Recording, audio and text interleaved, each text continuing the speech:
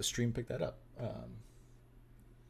because I was on the in-stream announcements channel when I did that. Somebody speak so I can see if the Hello. Yes, perfect. Hello. I just want to make I sure. am speaking. Thank you. Thank you. We are live. Oh, Okay. Right now, All right. wait. Alright. Like we're on stream right now? Correct. Whoa. I didn't Ooh. sign up for this. Let's see here. I think you did, actually. Oh. I have the contract right here where you sold your soul to be on Turntables RPG. That is one of the requirements. Yes. True. I do still have the Excel sheet that you all filled out with the Google Forms to apply for this. So I do technically Nice. have the paperwork. Give me 1 second. I'll be right back. Sorry. No worries, you're good. Okay. We are setting stuff up. Hello, chat. Hope you all are doing well. I'm currently working on a Turntables version of the Barbie meme redraw. Nice. We all know Philip is Ken. Perhaps. What do you mean? What do you mean by I will that? neither confirm nor deny this. What do you mean by What do you- that? What do you mean by that? What do you What do you what? mean by that? I don't know what we're talking about. What do you mean by that? Sorry for vanishing for a moment. Juno decided that it was time to scream. So I went to try to stop that from happening. The volume that it was occurring at. Classic Juno. Classic Juno. Girlie loves to yell, and she's very slippery if you try to, like, catch her, you know? Mm. Mhm. She's 65 pounds, but she's fast. Is she a wiggly one? Oh my god, so wiggly. Yeah, the wiggly ones always give trouble. Oh, I'm not playing music. I'm sorry. I'm dropping the ball. No, you're fine, Chris. You're good. What are you talking about? We are supporting one another by talking through the silence. Yeah, it's okay. Look, here, Exactly. I don't have an actual ball anywhere because what do I look like, an athlete? Have a ball. Sports guy, a sportsman, a man of Yeah, sport. let's all grab the balls that are Is near that a us. golden There we go. egg? So that we can prove do that I we're have near sports me that's sports orb people. shaped? The golden football. I had a crappy blue microphone. These are kind of orb-shaped, ball-shaped. There's a basketball right outside Wait, that I could go get if I have something really better. wanted Is to it- commit to the bit. Oh, good. Yes, good. Oh, it's just a I little like that. guy. Yeah. Turntables Oh. RPG. We're sports people. We're Turn- sports Yeah, people. we're proving it right Turntables now. RPG. We're showing you our. Wait, hang on. Wait. No, Justin, no. What? We're gonna get got. We're gonna get banned. No. Don't talk about our. What? Say it. No. No. Out loud. Listen, two days ago I was practicing free throws in the backyard and I made 1 out of 5.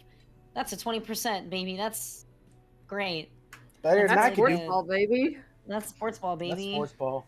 I've been doing Masha- sport since I was young and I'm still trash at it. That's why I rock climb. No one has to get a thing into another thing with any amount of accuracy. That Yeah. made me. Masha is our resident jock, actually. That's true.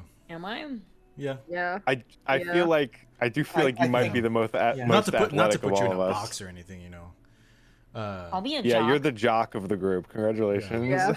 Out of all of us, I feel like Like- a Letterman jacket you'd pull that off Yeah. pretty well. I do If we were that the is Breakfast true. Club, you would definitely be the jock. You know? I'll take it. I'll take it. You mentioning basketballs made me think and try and remember when the last time I touched a basketball was, and now I'm gonna toss that to chat. Chat, think about the last time you touched a basketball, and let us know in chat. When's the last time you handled some balls? Just let me know. Yeah. Okay, it's finally been said out loud. What? What? I'm just reiterating what Saul Hey, said. if you're watching this on YouTube, comment below. Oh, have you ever touched balls before? Shout out. Oh man, We I'm have a not. ping pong table too, but it's fucking mosquito season. YouTube. so- I have a pool table.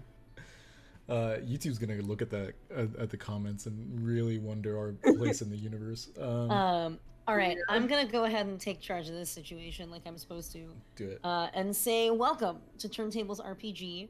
We like to ponder orbs, and we are also an experimental tabletop RPG stream where every player GMs and every GM plays.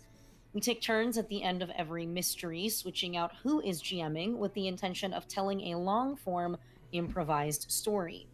We are currently on the 13th episode of the third season of Monster of the Week that we have played. And if you are interested in previous episodes from this season or other seasons, you can check out our VODs on YouTube. Dustin, can you tell them a little bit more about that? I'll allow it. Yeah, we do have VODs on YouTube. Not just from this particular season, though. It's on there. You should go check it out. But we also have VODs from all our previous seasons, season 1, 2, the secret season that only I know about. Oh. Dustin. Easter egg season. You know, but you can't gotta talk read about between it. the lines. You have to actually watch all of our videos 3 times, and it unlocks it.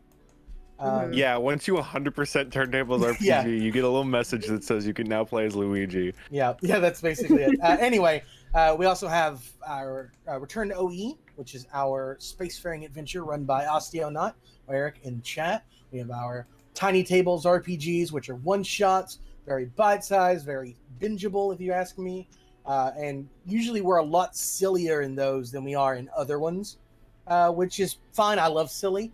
But yeah, as well as our first tabletop party. No, not our. Well, I guess our first one's technically on there if you go back far enough. That's true. Our first PowerPoint party. I'm not actually reading it. This is all coming from my brain parts. That's very impressive, actually.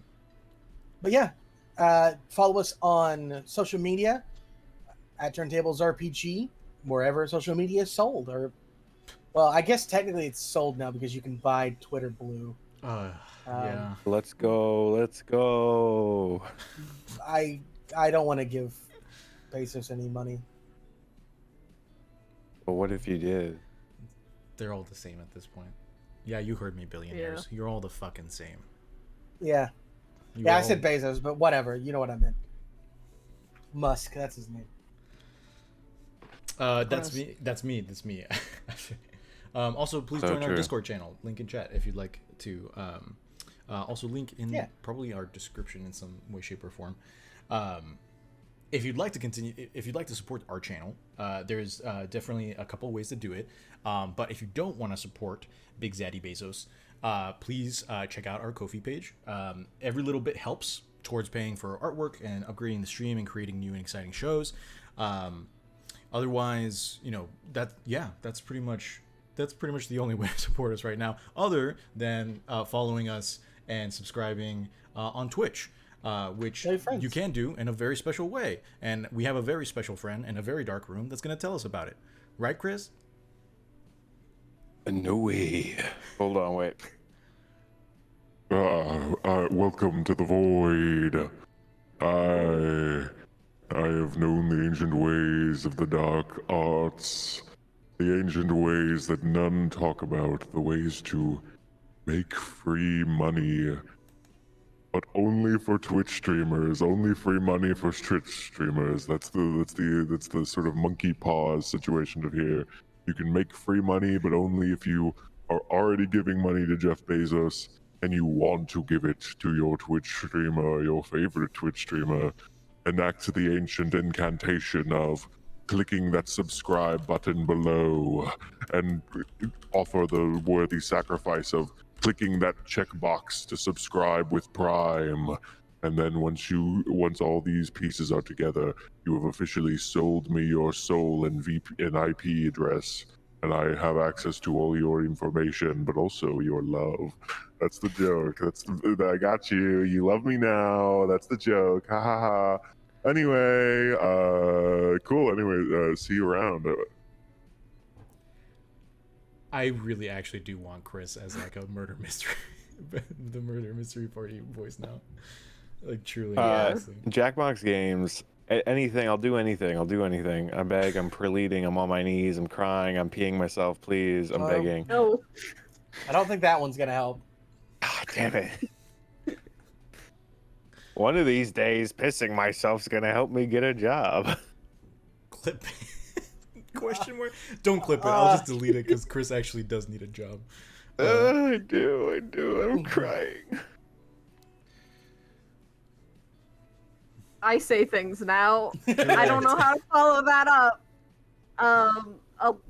So I'll read the script. Along with those updates, we want to give a shout out to Patrick Costa. He drew the amazing artwork that you see on our overlay in some direction, along with the full art designs you may have caught during the pre-stream. If not, don't worry, because you will see them again during the break. And you can follow him on Instagram or Twitter at PCInc_. Which will be in chat in a moment. There we go. There, it is in chat. There we go. Cool beans. You get everything? Yeah. Masha, I think My you can- turn, yeah. right? Yes. Okay. Along with shouting out Patrick, we would like to also shout out the homebrew playbooks and the creators of them that we have been using either in this season or before. I am currently playing the Tracker playbook by Mike Keck, and Saul last season was using the Amnesiac playbook by Jason Burns. You can find the respective links for both of these playbooks in the chat, and you can also follow Jason Burns on Twitter at JabManB. Saul, if I want to plug more friends, please speak. What happens on Sundays? That's a great question, Masha. Thank you for asking. Yep. On Sundays, The Lord's Day. The Lord's Day. I am a part of a D&D charity channel called The Hollowed Expanse, which you can find on twitch.tv/Aurelia with a 3. They're friends of the channel, and we are, I believe, we should be streaming this next Sunday. We are streaming this next Sunday.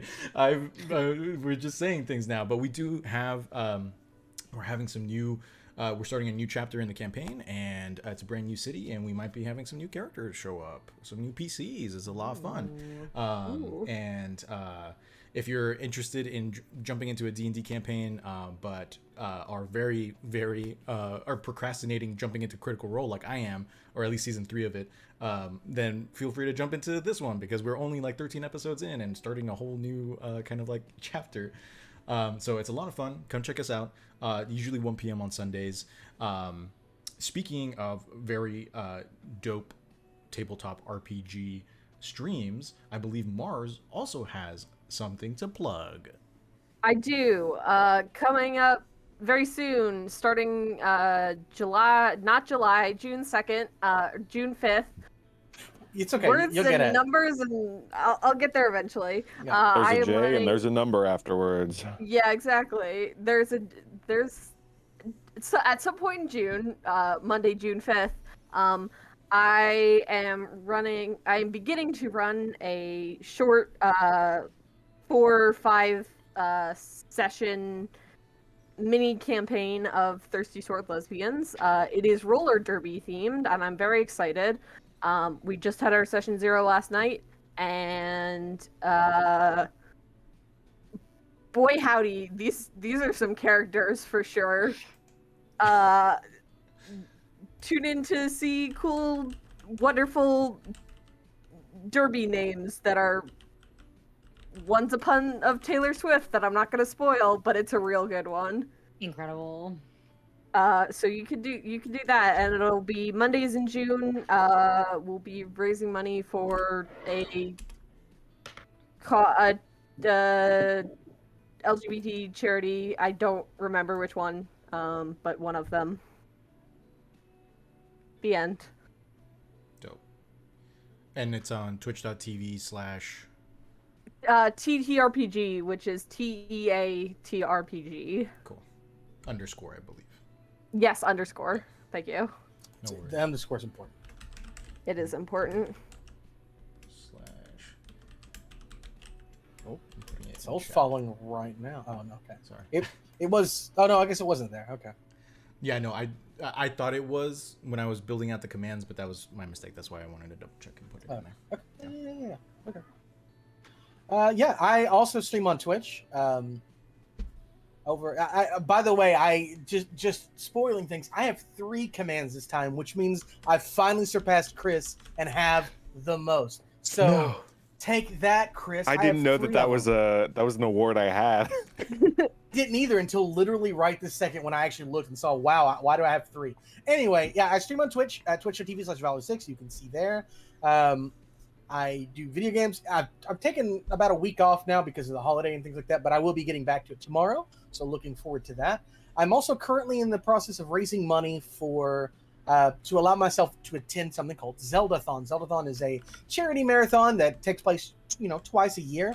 We raise money for charity. This year we are raising money for charity water, which is exactly what it sounds like. It helps to dig wells and make sure that there's clean drinking water for everybody, because it's actually a lot more common than you think, people having to struggle to even have the bare necessity of water. So we're going to be raising money for that starting on July 6th. At the moment, I'm currently trying to raise money so that I can attend in person.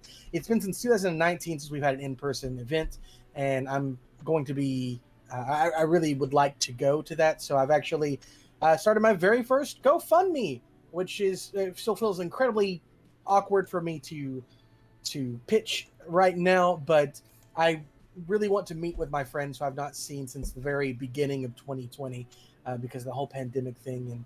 And so I'm raising some money there.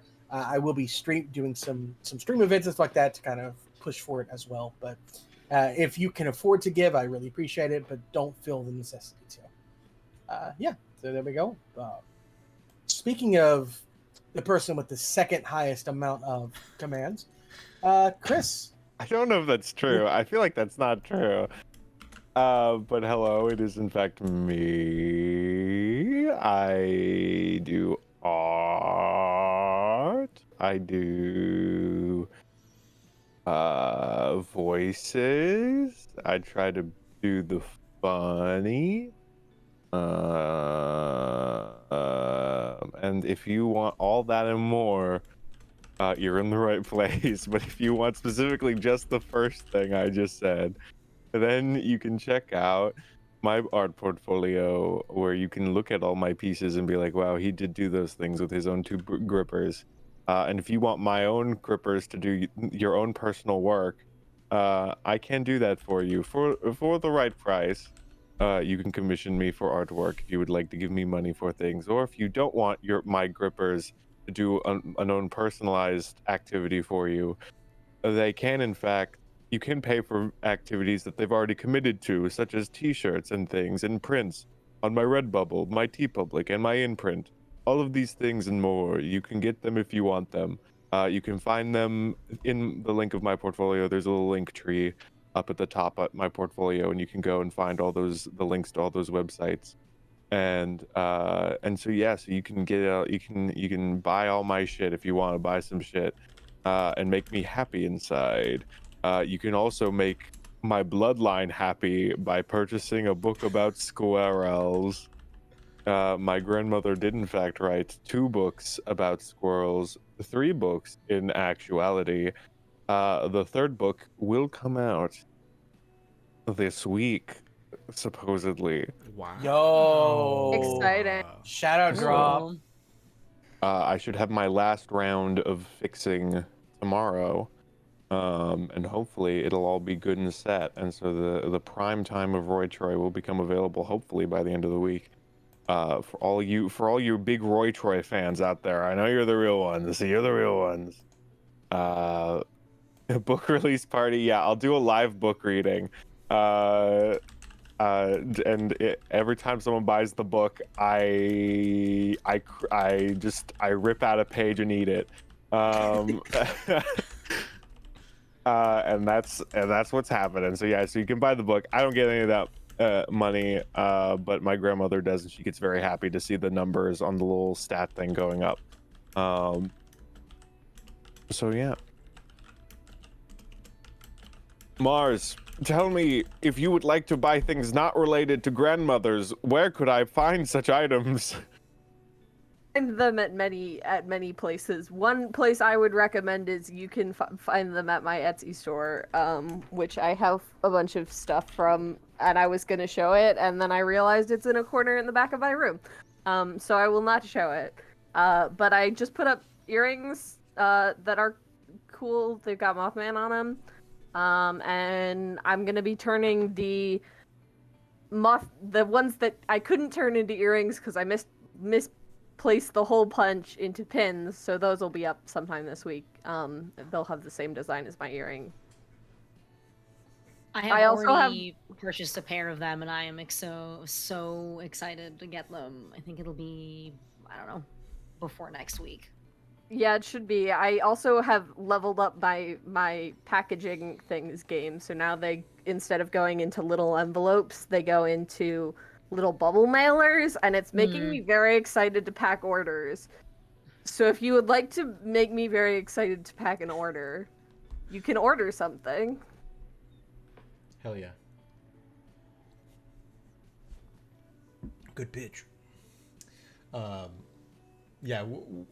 I don't think I can update channel rewards now, but this new one that's popped up in chat could possibly make it. Could possibly be a new one.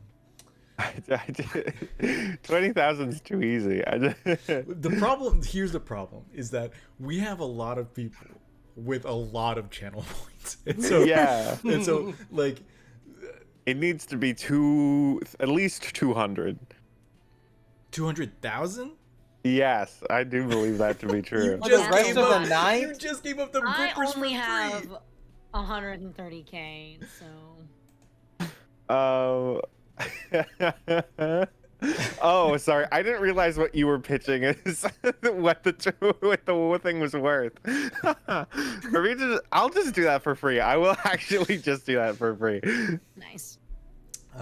Chris, they can't know that. They need I to know. use those yeah. channel points.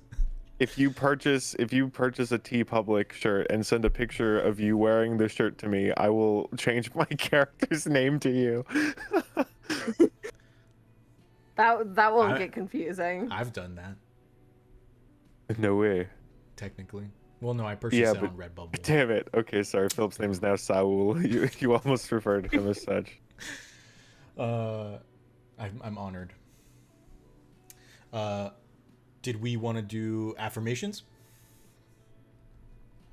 Sure, I forgot about that. Yeah. So did I. Are we rolling for it? Yes, let's roll. Okay, I gotta go get my dice. If I am first again, there's something going on. I want to say that right now. Are we doing full-fledged or are we doing super fit? We could do, Just do whatever feels comfortable. Correct. No pressure. Yeah. Yeah. Don't feel like you have to be deep if you don't want to. I rolled a 4. I rolled a 1. I rolled a 5. I rolled a 2. 2. Oh my god, I played the tabletop RPG Earth Dawn for the first time this past weekend because I had friends in from out of town, and one of them is like a big producer of Earth Dawn media, and I forgot my own dice, and I can't even tell you how disappointing it was to not be able to like christen all my dice with Earth Dawn gaming, because a lot of times it was just like, oh, you roll 2d6, and if you crit on any dice ever, you keep rolling it until you stop critting, and it's called exploding, and Exploding That's dice, dope. baby. exploding dice, and That's the really mechanics of it cool. were so fun. I'm not gonna lie, it's more fun than D&D, but don't tell my friends. No way. But I don't know where I was going with this. It looks like Dustin is first with his 6, so. Yeah, I'm glad I rolled a 6 on that. Time to roll nothing but 2s and 3s. You're for the welcome, rest of the keeper. night. Let's This is go, getting the juju out baby. now. Here we go. Yep, Time to make Masha feel bad for doing bad things to my character all night. good. That's No way. fine. All right. Anyways, okay. Saul, you're not gonna go first. You're gonna go second because I'm choosing you. Thanks. And I just want to take this opportunity to say thank you, because without you, we wouldn't be here. We wouldn't be in this group. I wouldn't have these amazing friends both in here and in chat. We wouldn't be able to have this scheduled fun time in the middle of the week that sometimes you just need. So thank you, Saul, with not only, I know that you weren't the only one to come up with the idea, but for being the one to help come up with this idea and to push it along and to just bring us all together. So thank you for that. That is my affirmation to you. Is more, I guess it's more gratitude than affirmation, but even still, thank you. I appreciate you, bud. Thank you for saying that. Let's see here. I'm gonna shoot it to Mars. I'm gonna go Mars this time. I think I'm gonna go with the same kind of vein of gratitude. In just the retrospect of Mars, I am like consistently, almost always, just astounded and inspired by like all the projects that you take on, all the projects that you push forward on, everything that you attempt and strive towards. Like, it's one of those things where now in my quote unquote, Dustin, cover your ears, advanced age, I have been finding myself kind of like searching for energy, searching for that kind of like that driving thing that I used to have a long time ago. Sorry, this isn't going to get depressing. But like watching you like do like GM these one shots or these mini campaigns, starting your Etsy store, like all these things, like it fills me with a lot of like inspiration and drive to continue creating and to continue like moving forward. And like I just want you to know that like that's something that I am very grateful for you for, because I think it's something that a lot of people probably also kind of like kind of experience as well, from like seeing you just kind of like push forward and just continue to face life very fearlessly. And I'm very grateful for you for that spirit in and of itself. So thank you. I'm glad you enjoy seeing all my silly little projects. If I don't have projects, my brain explodes. In not a good way, not a fun way. So I really appreciate that, and I'm glad that my little things bringing you joy.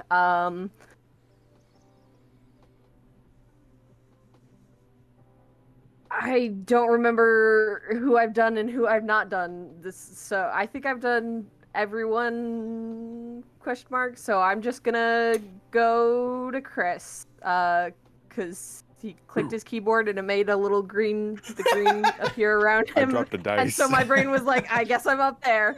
It's the sign. Chris, you are wonderful and wonderfully ominous today as well. I'm digging it. That is my silly little compliment, but also your desire and passion for art makes me passionate about art, and like that I still have pieces of like your art that like really sit in my mind as like I'd love to do like something that sticks in someone's mind, like this piece sticks in my mind someday, and like that's very special. And I think that making art that sticks in people's mind is hard, and your art has certainly stuck in my mind. And so I congratulate you for that and compliment you on that. Thank you. I appreciate it. I know my In the Fields frog, it changed a generation. It really did. Good little guy. It's gonna be. I'm gonna be at my funeral, and there's gonna be a little slideshow of in memoriam, and then or on my tombstone it'll say Chris Allard, maker of And it'll just have that In the frog. Fields frog. Let's get the infamous frog in chat. Yes. So anyway, I guess I must now compliment Masha. Masha. Yes, you. Okay. How's it going? It's going. What's going? Masha, I truly do appreciate your chaotic energy vibing with my ultimately more like insane chaotic energy as well. I think you have such a cool vibe. And are a very, as we said, you are the jock of the group, which I think means you're the coolest. I don't know. But we're all cool in our own ways. That's the point of the high school 80s movies with tropes, is no stereotype is actually cool or lame. We're all equally cool and lame all at the same time. But no, but yes, Masha, I do feel like I appreciate the ways our insane brains have been able to come up with funny bits, and I think you are genuinely a very cool person. And I wish I could be as cool as you, because you just seem super chill and are able to just present yourself in a very cool, chill way that feels relatable and approachable. Um, Well, thank you. Very nice.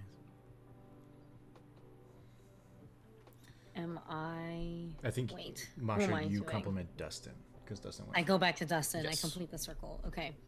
You do complete the circle. I complete the circle.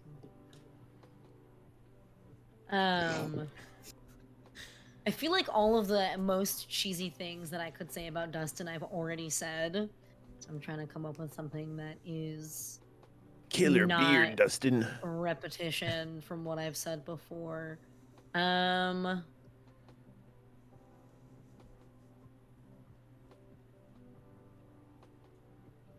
don't know. I think about sometimes, and I guess this is almost a compliment for everybody a little bit, but especially with seeing friends from out of town this past weekend and making new friends at my gym and stuff, I talk a lot about what I do with my spare time, and then I end up talking a lot about you guys as a whole, and how I found you all during 2020 and all of the chaos that kind of came with that. And I get to brag about the friendships that I've made with all of you, because they do feel special. They do feel like we struck lightning, that kind of thing. And I think one of them, and then I'll give everybody, when I talk about you guys, I kind of give a little blurb about each of you and like what I think is cool about you, or like what you do with your free time outside of gaming. And I love talking about Dustin because I get to talk about how his DM style is very unique and interesting, and how much I enjoy just the way that he does it, and the commitment to fleshed out deep NPCs, and just how cool he is. And I get to talk about Zeldathon and how much he just cares about everybody else. And I don't know, I just love that. And um I enjoy, Dustin, that you've been streaming a lot more lately.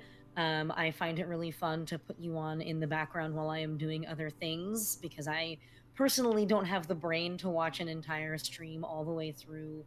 Um, but I know that if and when I ever get the chance to pop in, you will always like pause and say hi and ask how I'm doing, and that always makes me feel good. And then I get to throw it back at you and ask you how you're doing, and hopefully bring a little bit of joy to your stream. So, I don't know. I just appreciate the energy that you carry through the way that you do things. I love that you always do like voiceover of text in your streams. It makes it more enjoyable to listen to. I don't know, when I'm kind of like eyes on laundry or something stupid. This man, you can tell my brain's a little scattered today. I just think you're neat, and I appreciate that I've met you and that I get to interact with you weekly, and also kind of passively interact with you as a streamer. I don't know, just get to like support in that way. Hell yeah. Thank you, Masha.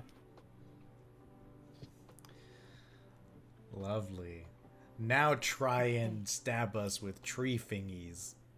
I will be trying to stab you with tree fingies. In Excuse me, tree grippers. Tree grippers. You are so You right, are so Dustin. right. You're so right. You're so right. When you're right, you're right. So, when you're right, you're right. So, a little bit of a recap from last session is that our group decided, or our group came upon the dying hunter Bartholomew Beckham, skewed onto a tree in the same way that they found a fucked up deer in the first session, taking him down from it, unfortunately unable to save him. Philip was able to cast his bones and get an idea of what kind of monster they were going to be fighting, what kind of situation transpired. Basically, throughout that and some other roles, they discovered that it was a partial tree person with long, long fingies. And things are great and not terrible at all. The creature then they find has gone all the way to the Foster household, where the party eventually does make their way to discover this tree critter about to impale Jamie Foster. We finish out our session with Cole Van Helsing trying to kind of peek into this window, instead breaking it, and then realizing, oh, this dire situation perhaps requires my attention. So he jumps in and jumps in between Jamie Foster and this big tree man.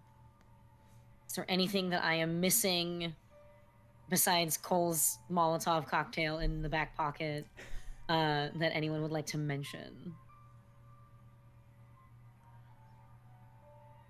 I can't think of anything. Okay. I don't have a intro. I feel like the fact that we are mid chaos is intro enough. So, welcome everybody to Monster of the Week. Sparky Fingers time. Sparky Grip.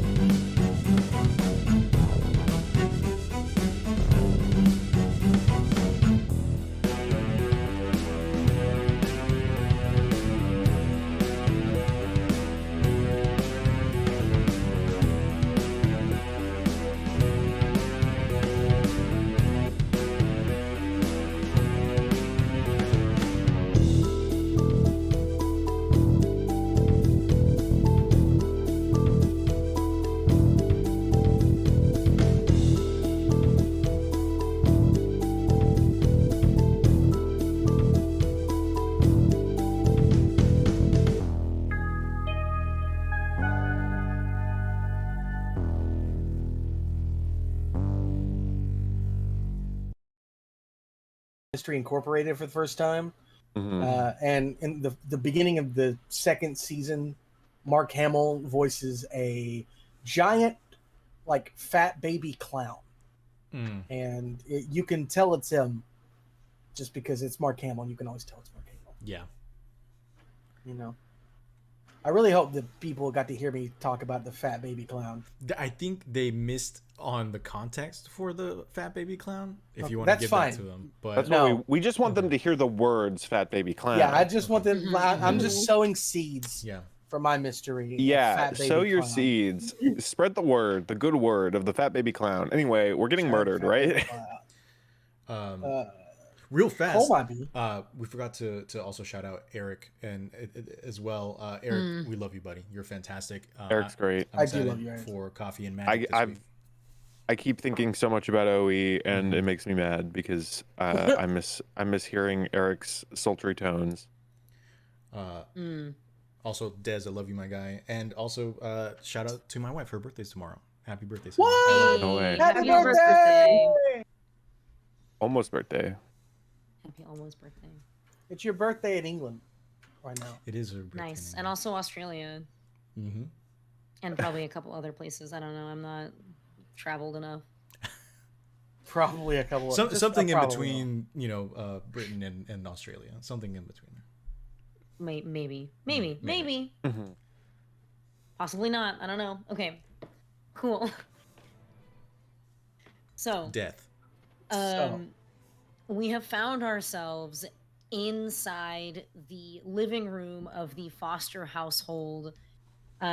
Jamie Foster, hands up, trying to back away from what is a very large, gnarled, wooden, humanoid kind of figure that is extending its branch like fingers of red, gnarled wood at him. Cole Van Helsing has jumped through this window, axe in hand, and put himself between Jamie Foster and the Woodman. And I think that's where we left off. I think that you rolled protect someone and succeeded, or perhaps it was a mixed success. I cannot recall, actually. I believe we were also, the rest of the party had were moving up the lawn, right, when the glass broke. Yes. So Yes, everybody else in the party is absolutely a part of this as well. They heard the glass shatter, and I think that they were on their way up to the window as Cole jumped through. But Cole, imminently, it is you staring down the pained-looking face of a wood critter guy. What would you like to do in this situation?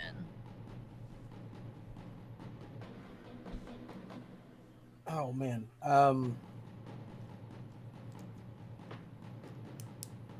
Which one is which again? Like which one? What's their names? So Jamie Foster's the human, right? And then Daniel Yes. Foster's in the tree. Okay. Yes. Okay.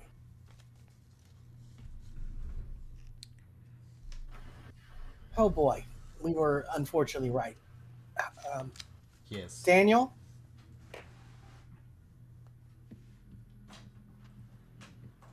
Daniel? There is no response. Cole, The fingers continue extending. Oh, Danny boy. Danny, you need to think. You need to stop. I don't know what's going on.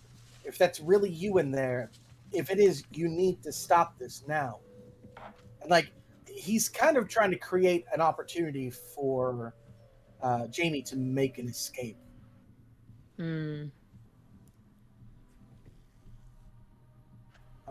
But basically by talking this creature down. Granted, it doesn't seem to be willing to listen at the moment. Yes. I believe that what maybe you were trying to go for is manipulate someone, possibly. Not quite. I don't think I was really going for any move in particular this time. Okay.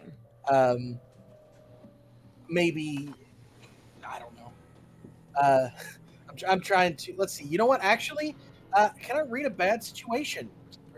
God, you sure can. I Go think ahead and roll. Probably a bad situation. I think this situation's fine, and you're all overreacting. Oh, okay. Go ahead and roll plus sharp. Okay, that's actually really good. That's a 9 and plus 1 sharp is a 10. Excellent. On a 10 plus, you get to hold 3. Would you like me to read you the questions, or do you know what they are and know what you would like to ask? I do have them pulled up here, and I know that the first one I want to ask is, what's the best way to protect the victims? Ah, yes. And in this instance, we're referring to Jamie Foster as the victim, correct? Cool. No, his house. For sure, the window. Yeah. Yeah. Oh, the house? Cole's okay. a big fan of property. Yeah. His Yeah. insurance rates are going to go through the roof. Crazy. Wait till the HOA sees the damage done here. They're going to lose their minds. Oh, God. True. It breaks every HOA rule. Glass on the ground, messed up lawn. My God, the fees. Okay. Gross. You think, kind of assessing this situation, looking back and forth between Jamie and his father, question mark. You think that the best way to protect... His name is Mark? Yes. No. the best way to protect Jamie in this situation is very much to get him out of here. In that vein, what is my best way out? There are multiple points of egress from Good work. this living room. One of which is the front door being kind of at Jamie's back. You suspect that trying to get Jamie out of this shattered glass window is maybe not the safest. And every other exit is kind of past the tree man, and therefore will come with some amount of risk. All right. And last but certainly not least, everybody's favorite question in Monster of the Week. Are there any dangers we haven't noticed? Love it. Are there any dangers you haven't noticed? Yeah, It's a good question. I thought I'd ask. It's become a verbal take, and I don't know why I can't make it stop. It just I happens. appreciated it. It was satisfying. It was a good one. Good, yeah, I do it a lot, especially when I'm thinking. Unfortunately, as you kind of enter bullet time, looking for how to get Jamie out of here, how to avoid getting hurt by Daniel Foster, you notice that a lot of the furniture immediately surrounding Daniel Foster that is made of wood has little growths on it, little bits that seem to not quite be part of the original construction, unless maybe Jamie was going for like really avant-garde bespoke cabinetry or something. So you are noticing that there is movement coming from some of the furniture surrounding him. Yeah. Uh-oh. Okay. Well, we probably are going to try and get Jamie out the front door. You said that's behind him, so it's behind Cole as well in this case. Yes, yeah. Okay. Cole's gonna like slightly turn his head, but keep the tree creature in his vision, and say, "Jamie, I'm expecting visitors. Can you check the front door?"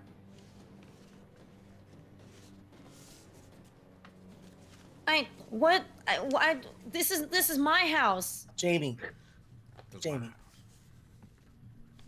The front door.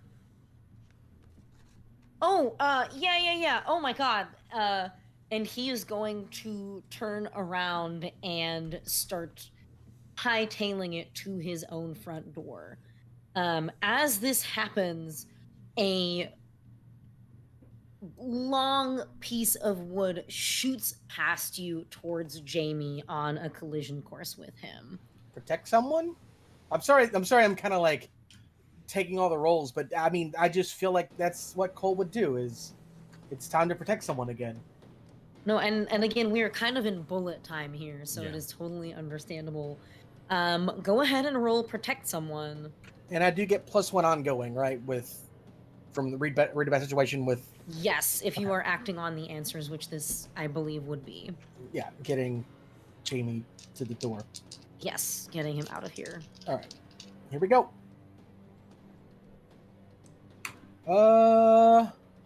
That actually might be just enough to push me into a 10. I rolled a 5 and a 3.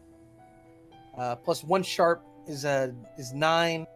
Plus the 1 is a 10. Heck yeah, we love a full success. We do.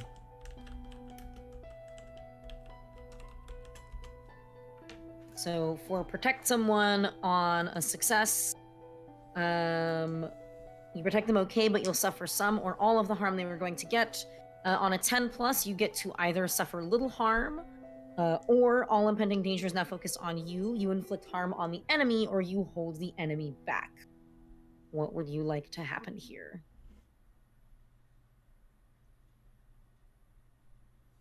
You know that saying that we always keep jumping in front of bullets for people and things like that. And all impending danger is now focused on me. Let's just bring it on, giant tree man. Okay. Cool. So what and how do you see yourself taking this protective action for Jamie? Are you jumping in front of this spear? How are you doing this? Cole has a fire axe in his hand. Correct. I'm gonna chop his finger off. Oh goodness. It's Okay. grippers. Not his grippers. Yeah, just chop that gripper right on off of there. Okay.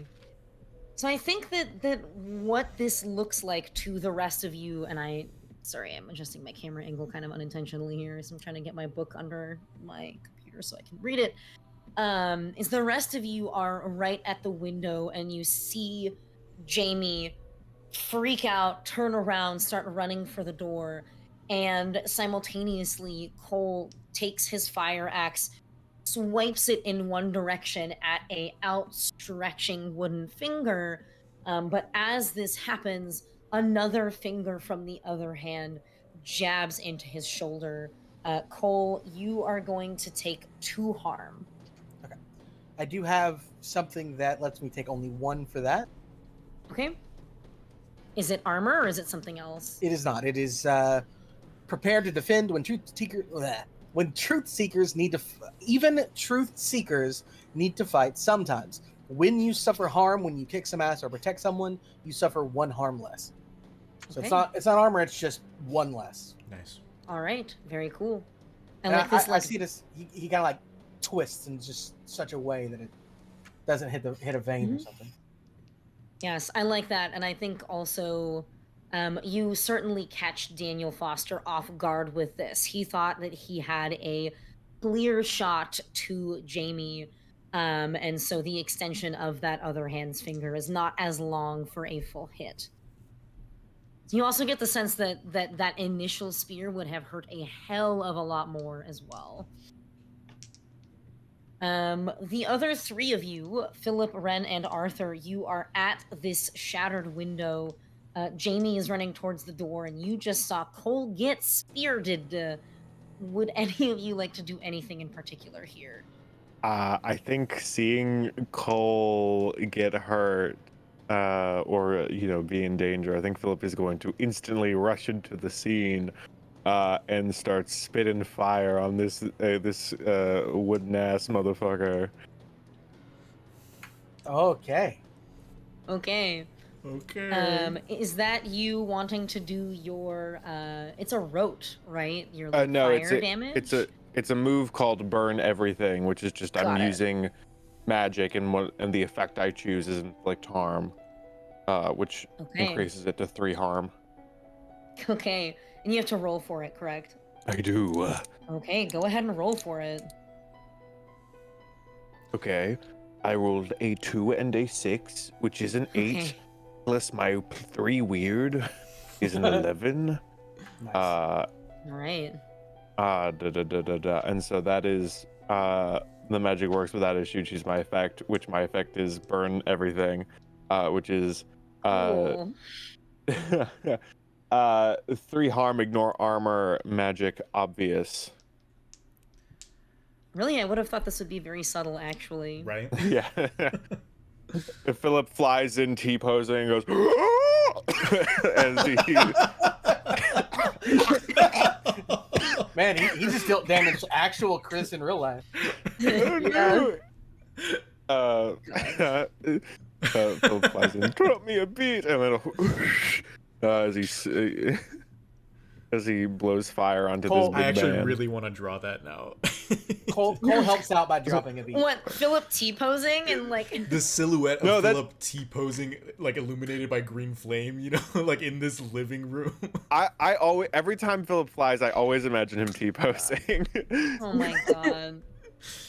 T-posing while flying is the new Naruto running. I don't make the rules. That's what the kids like. Okay. But yeah.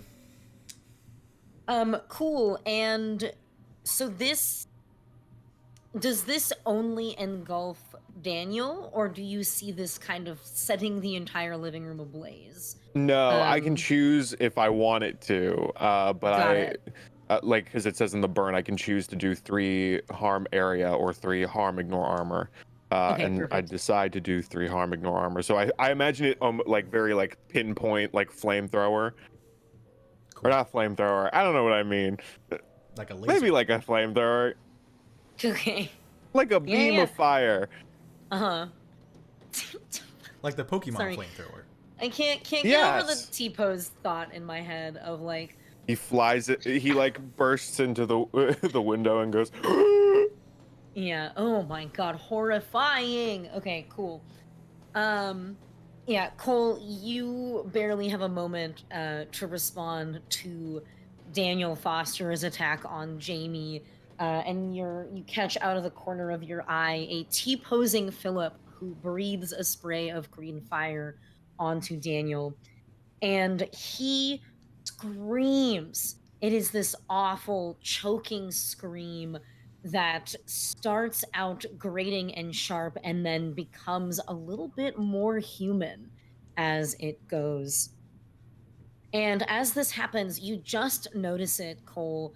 The face on this tree creature does look a little bit more human. The features become rounder.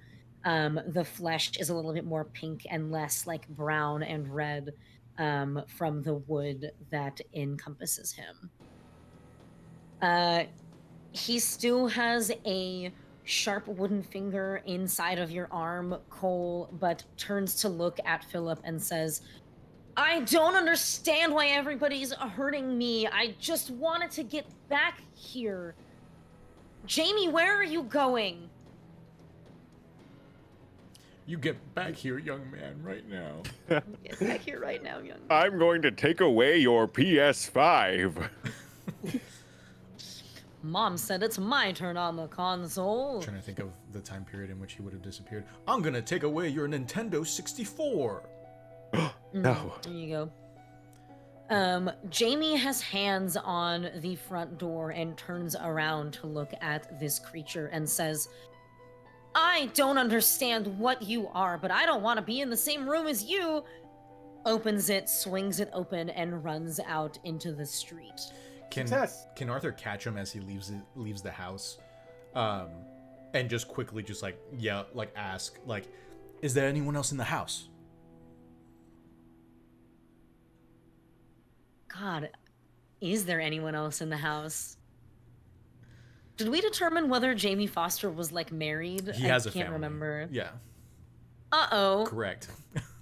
How many members of his family? I for sure a wife, and I know Okay. children you can choose between one or two, I guess. If I'll or roll a more, I guess dice. if you'd like. 5 children, every Oh, single shit. one of them upstairs. Yep, I did roll. I Father, did just roll a please. 5. Father, please. No, here, how about I roll for it? I'm gonna roll for how many other my people are in this quintuplets! house. That's what I'm gonna do. All 5 of my Pulls out a quintuplets are D100. upstairs. I've got a D4 and I ain't afraid to use it. Caltrip. Uh-oh. Oops. Okay. I love rolling max on a dice. Oh god, 4 children. Excellent. It'd be three children Jamie and a turns wife, to right? look at you and immediately grabs his head in his hands and says, oh my god, my wife is in the backyard with my 2 sons. I can't leave them behind. And instead of running out into the street, starts turning the corner to a door on the side of the house. Okay.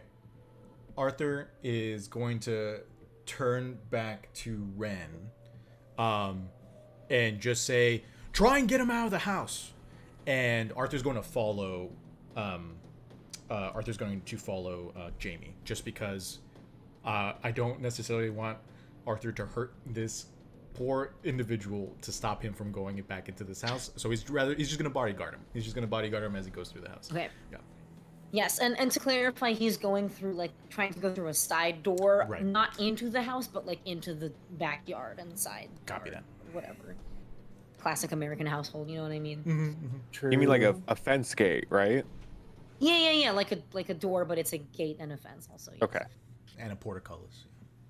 And a portcullis, and also a puzzle for some reason. Like, he starts, like, cranking on some gears, and, like, pieces of, like, magnets fall out, and he's trying to put them back in an order, but Oh, he we're playing failed Resident escape Evil. room We could just school. use Ascend to get Um, past this if we really wanted to. Oh, you can't use Ascend. There's nothing above you, but you Damn it. can put a bunch of fans on a sled and Okay, then just like okay. smash it through and hope for the best. Cool, cool, Yeah. cool. And you No. thought it was Critical Role that was doing the Tears of the Kingdom Hylian RP tonight. Well, you were wrong. It's all right here at Turntables RPG.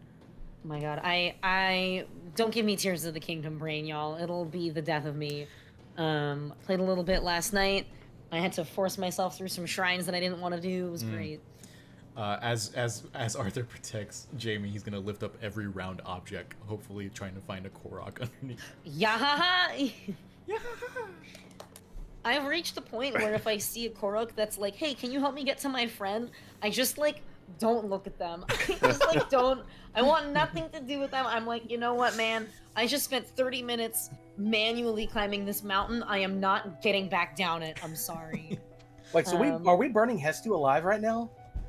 Yes. Oh, damn. Shakalaka. Okay. Oh no. Okay. Shake your maracas now. Shake your maracas. How's this for the poop? I've got a Korok seed for you. It's my fist. Ciao. Ren. Philip has T-posed into the house. Arthur is following Jamie to the backyard. What are you doing? I guess just getting towards the house. Yeah, if Arthur is going with Jamie and trying to protect everyone in the backyard, then Ren's gonna go for the big monster guy. Okay. Are you trying to attack him or anything? Or are you just kind of readying yourself? I think just readying. I think if Ren overhears the like conflict between Jamie and his dad, where his dad sounds more human, Ren is just gonna ready himself. Okay. So, mhm. Keeper, I did forget about a move that I have. Okay. But it's a move. It's the Searcher's special move, the first encounter. And I chose Cryptid Sighting for mine. And whenever you first see a new type of creature, you may immediately ask one of the investigative mystery questions. Okay. So I did forget about that. You are welcome to use it now. And so I'm going to ask,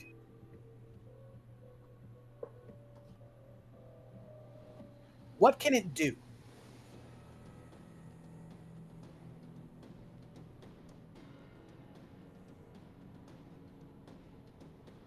Well, it certainly can grow parts of itself to use as weaponry. This you have become acutely familiar with in the last couple of moments. And adding on to what you saw not moments ago when you read a bad situation, you gather that this creature can not only grow the wood of itself, but cause extensions of anything that is wood surrounding it. Okay, cool. And it can, the extent to which it can control those things is TBD. But it's very much a fuck around and find out situation. It's not giving sentience to the footstool. It's just, Yes, it is a matter of control. It is not making it sentient, no. okay, cool. When all the furniture starts singing and having a French accent, I'm gonna get real happy. I was more imagining it as the footstool being like, you stepped on me my whole life. Now I'm gonna step on you. Oh my god. I knew I shouldn't have used that footstool as a ladder. So sad. You were made to be stepped on. I'm sorry. I was only following You what you were put your intended bear for. grippers on me. No. I'm gonna put my My bear grippers on you. Yes. Hands explode out of the stool. God. When furniture fights back. Oh goodness. Anyway, sorry. So we're Fight killing the this guy. furniture. Are we murdering this man? You're trying. I don't know. Okay. You tell me. Top of the order. Yeah, I think what happens next is, Cole, you feel the sharp piece of wood come back out of your shoulder. And it doesn't feel great, but it doesn't cause you any additional harm. It does begin to bleed quite a bit, and you notice that your shirt is getting soaked with blood. Daniel then turns to the sliding glass door into the backyard and says, I can't believe I missed the birth of my grandchildren. I can't believe that Jamie had kids and didn't tell me about them, and begins to step towards the backyard. Ren is going to try and attack him, try and turn him away from the backyard. Okay. Attack him with what? Sword. Kicking ass. Okay, go for it. Roll Kick plus tough. Use sword kick ass. Use sword kick ass. Put that on a t-shirt. Yeah. That's a... Oh god, math is so fucking hard, you all. That's an 8. Okay. Mm-hmm. So that is a mixed success.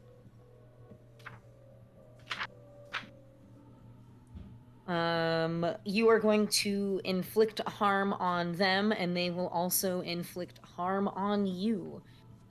So how much harm do you do, and are you aiming for any part of this creature in particular?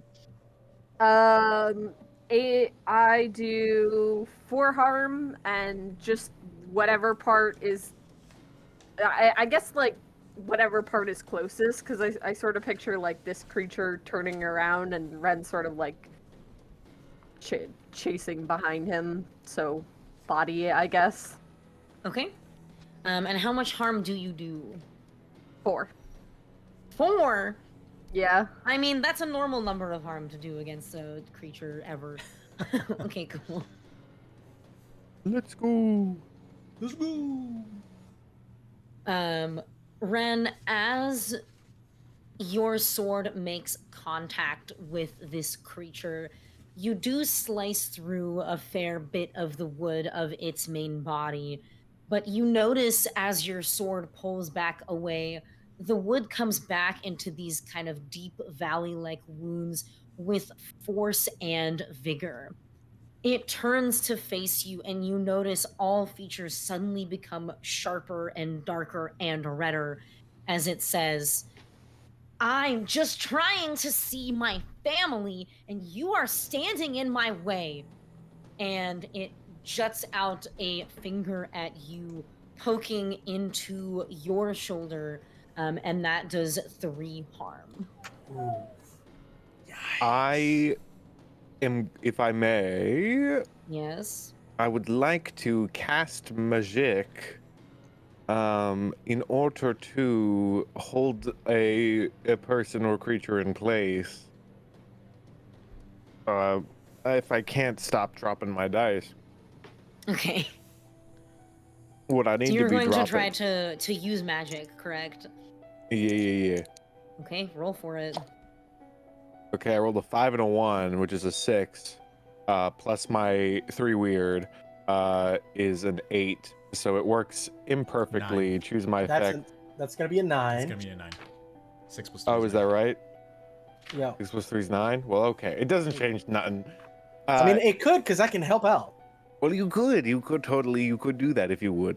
It works imperfectly, and choose my effect and a glitch. The keeper will decide. I guess if you want, Cole, you can decide to help now. I don't know how exactly I could help with magic itself, since Cole is not magical, unless there's like a big glowing thing on the ground for him to help shove the creature into. But No, I imagine it'll probably act similar to how it's acted in the past, where little animal bones from deep in the earth, like come up and form little hands Just that bust like through the sink into foundation, the ankles. floorboards. Yeah. Cool. nifty. I mean, that's still kind of like a circle. It's just a lot scarier and morbid than just a glowing magical circle. But no, I think that I want to see what this glitch is. I'm going to be completely honest. Okay, cool. Agreed. I feel like it's very I feel like rare. narratively, yeah, I feel like narratively this fits better. Well, also, again, I will have to remind, just because it doesn't happen that often, is I do, in fact, part of the hex is bad luck charm, where whenever I use magic and it misses, the backlash never affects me Well, directly. it's not a Correct. miss. It's not a miss. Yeah. So, If there's someone else around to hit, it'll go for allies, other hunters, and innocent bystanders. Sometimes, every so often, it might even hit an enemy, if you well, want to be so But kind. that's- But anyway, That's what it's makes not a it miss fun. this time. It's not a miss. this is so true. It's a mixed success. So yeah, so I will do my effect is trap a specific person, minion, or monster.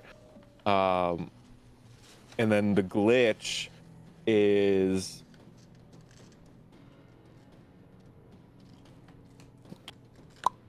I guess a problematic side effect is funny. Is it? It is kind of funny. I mean, I'll say it has a short duration, just because I think hopefully that just gives them enough time to get out of here. Okay. Yeah, so you are inside this house and trigger the magic to happen. Daniel Foster freezes in place, but you can feel as you extend your magic out onto him, you can feel the shifting and creaking of the wood, and you know that this is not going to hold for very long. Hell yeah. Okay, team. Short time limit. Question for Okay. the keeper. Yes. Have Jamie and I gotten to the backyard? Yes, I was about to get right back to you. Jamie slams open this little gate to his backyard, and there you see a younger woman and two small boys just sitting in a patch of grass, seemingly unaware of everything that is going on around them. Yeah, I'm just gonna like continue to like keep pace with Jamie and just turn to him and say, "You need to get them out of here now. Forget everything that's in the house and make your way." And he pauses for a moment and just kind of like make your way to Miss Merrill's, to the antique shop. Okay, why Miss Merrill's? I don't understand. It's just far away from here, and I'm new to town, and that's probably the one place that we both know. Yeah, sure. And he calls out to his wife and kids, and they start mobilizing without any issue. Cool. Arthur's gonna keep like them like behind him, like his back to them, and he's going to kind of like with yeah, you know what? I think he's gonna draw his sword and just kind of like a very kind of like goalie stance, but with like holding his sword. He's gonna keep the house in general in front of him, while the rest of them are kind of like behind him. Just kind of like ever vigilant of anything possibly busting through those walls in any way, shape, or form. The creature moves like on roots, right? I think this is that how you described it, or I actually haven't described exactly how it okay. moves. My bad, then. I think that it is humanoid in that it has two large arms and two large legs, Gotcha. with just kind of roots and gnarled bits of branching extending from really every part of it. Copy that. Copy that. It is humanoid, about 8 feet tall, I would say, and the wood does shift and creak constantly. Yeah. So yeah, Arthur's gonna like essentially sentinel in front of the Foster family in case anything comes out of the house. Okay. The three of you that are inside the house, this creature is currently paused, but is still moving somewhat slowly. What would you all like to do?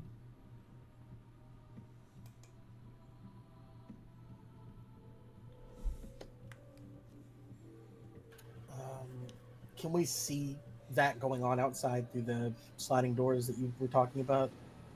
You cannot. You suspect that the family is in a part of the backyard that is just out of sight of where you are. Okay, so we don't know what's going on out there. Okay. Ren would know that Arthur went with Jamie. Yeah.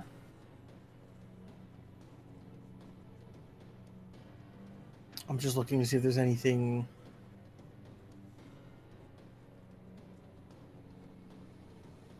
This has been kind of contained to like the main front room, right, Keeper? Yes, yeah, just kind of like a large den living room situation. Gotcha. You do also notice that as this creature is paused itself, the furniture surrounding it that had bits kind of bubbling up, bits of wood bubbling up out of it, that is still going on. These kind of wiry wooden tendrils are extending out and beyond at the same speed they were before, but it is now noticeable to everybody. Okay. Do that? Either of you two want to do anything? I think Ren is just is...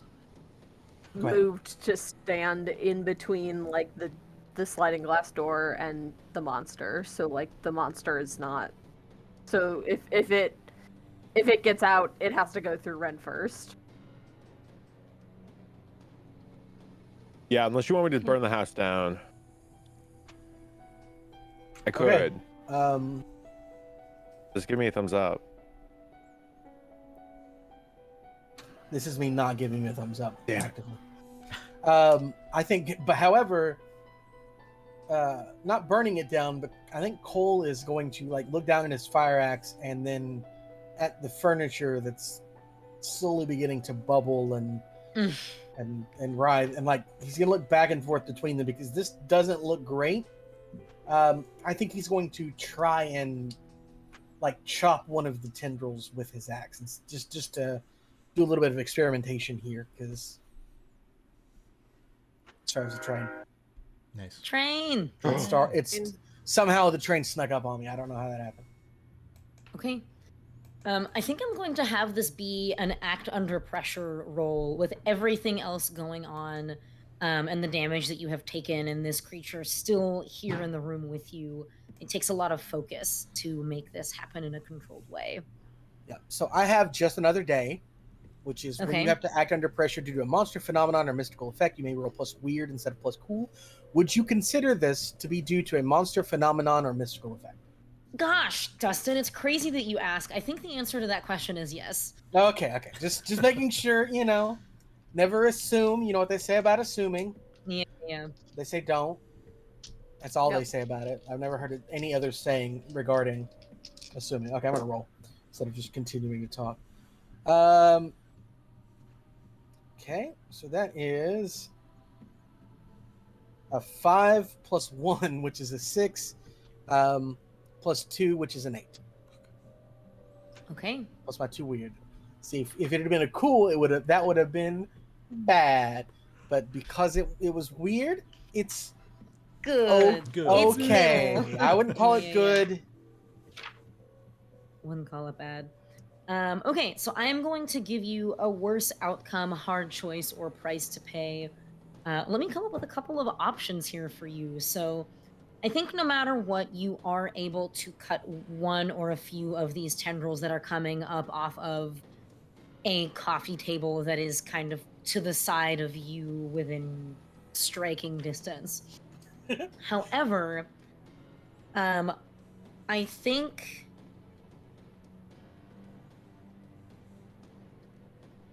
a worse outcome. Sometimes I feel like there's one thing that kind of encompasses all of these. Price to pay. I think your price to pay would be that you would not slash all the way through all of these tendrils and some would grab onto your axe, making it harder for you to get your axe back. Hard choice. I can't think of a hard choice. I think a price to pay I think that's the price to pay.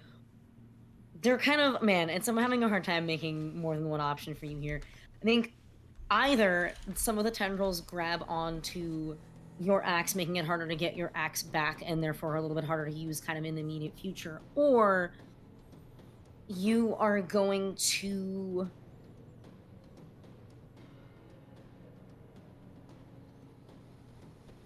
that's really the only one I can think of.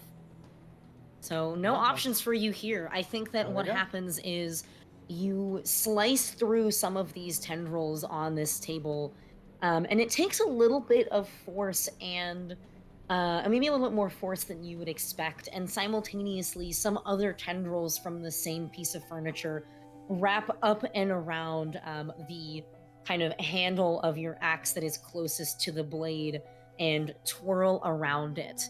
You pull back a little bit, trying to get your axe back, but for now, you are in a little bit of a tug of war How rude. with a coffee table. Saying it out loud makes it sound real silly. We've all been there. Yeah. Yeah. Yeah. No. Have the Fosters mobilized yet, or are these kids being difficult? / how much am Oh, I missing boogers? You know, Oh. because boogers is action oriented. The foster kids. I may am not be. always missing boogers, okay? I hope boogers is doing, boogers, I hope you're doing well. And there. Shout out to buggers. Shout out to Fucking Bartleby for buggers. the joke. The local time is told by this axe is half past tree. That's good. That That's is good. very Chef's good. kiss. Thank you for Thank you. sacrificing Bartleby. your being Question comfort. mark? Okay. That was a good one. Yes, this family has mobilized.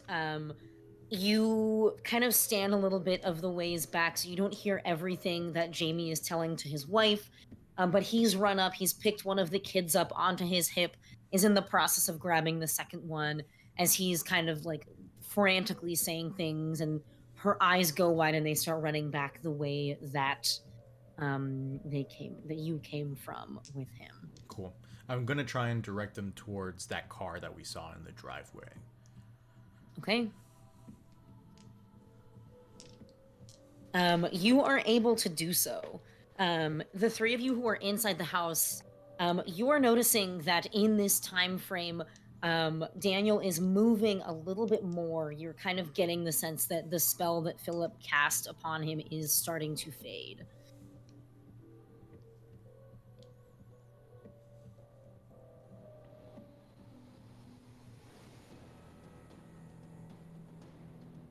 Ren is just Okay. waiting for that spell to break, basically. Okay. Does Philip just sort of. Sorry? No, I was just gonna ask if Philip was like holding concentration on this, or like what's he doing?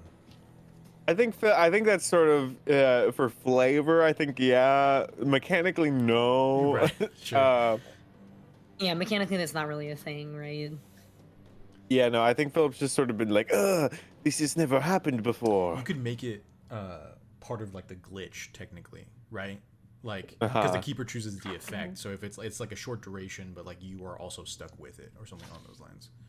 But Yeah. So cool. I mean, I think Philip looks to Cole. Is Cole completely preoccupied with the whole tug of war of the coffee table? I think so. I think that he is in the process of wrenching his axe away, axing his axe away from this piece of furniture. Okay. Well, it seems as though Philip looks to Ren and just sort of like tries to give Ren a look, as much as you can give a look without a face. A sort of, are we killing this thing look? I think Ren says, I don't think we have what we need.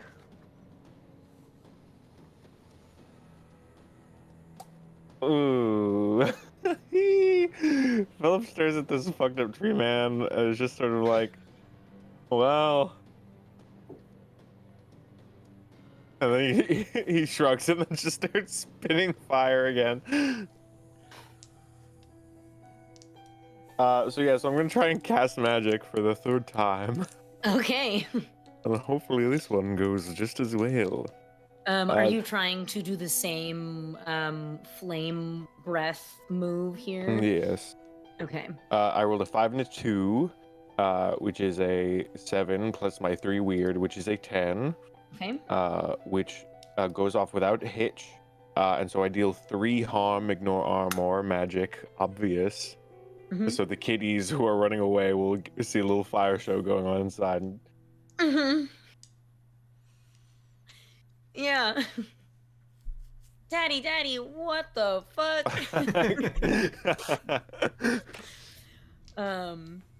Yeah, this is the same as before. This creature does not have a chance to respond in any way, though, because it is currently contained by fading magic. Does Philip T-pose again? I think Philip's been T-posing the whole time. He would never Oh, have hasn't stopped. stopped T-posing. Yeah. Got it. All No, right. he only because I imagine he hasn't landed. He's just been floating in the living room. Just in a T-pose, like and an so- NPC that's just like Correct. plopped into a game and like hasn't loaded into the pose yet. Yeah, certainly I think Philip, until Philip lands, I think he's always in the T-pose. Okay, T-posing Philip opens his mouth once again, and the same breath of fire launches onto this creature. It is looking a fair bit worse for wear. The wood is still shifting and moving, but the charred marks left on it by this fire, which I think hovers for a bit on the creature, just lighting him ablaze for a while, doesn't appear to be disappearing very quickly. I will say that it is at this moment that you can tell the spell breaks. A lot of things happen kind of in tandem here.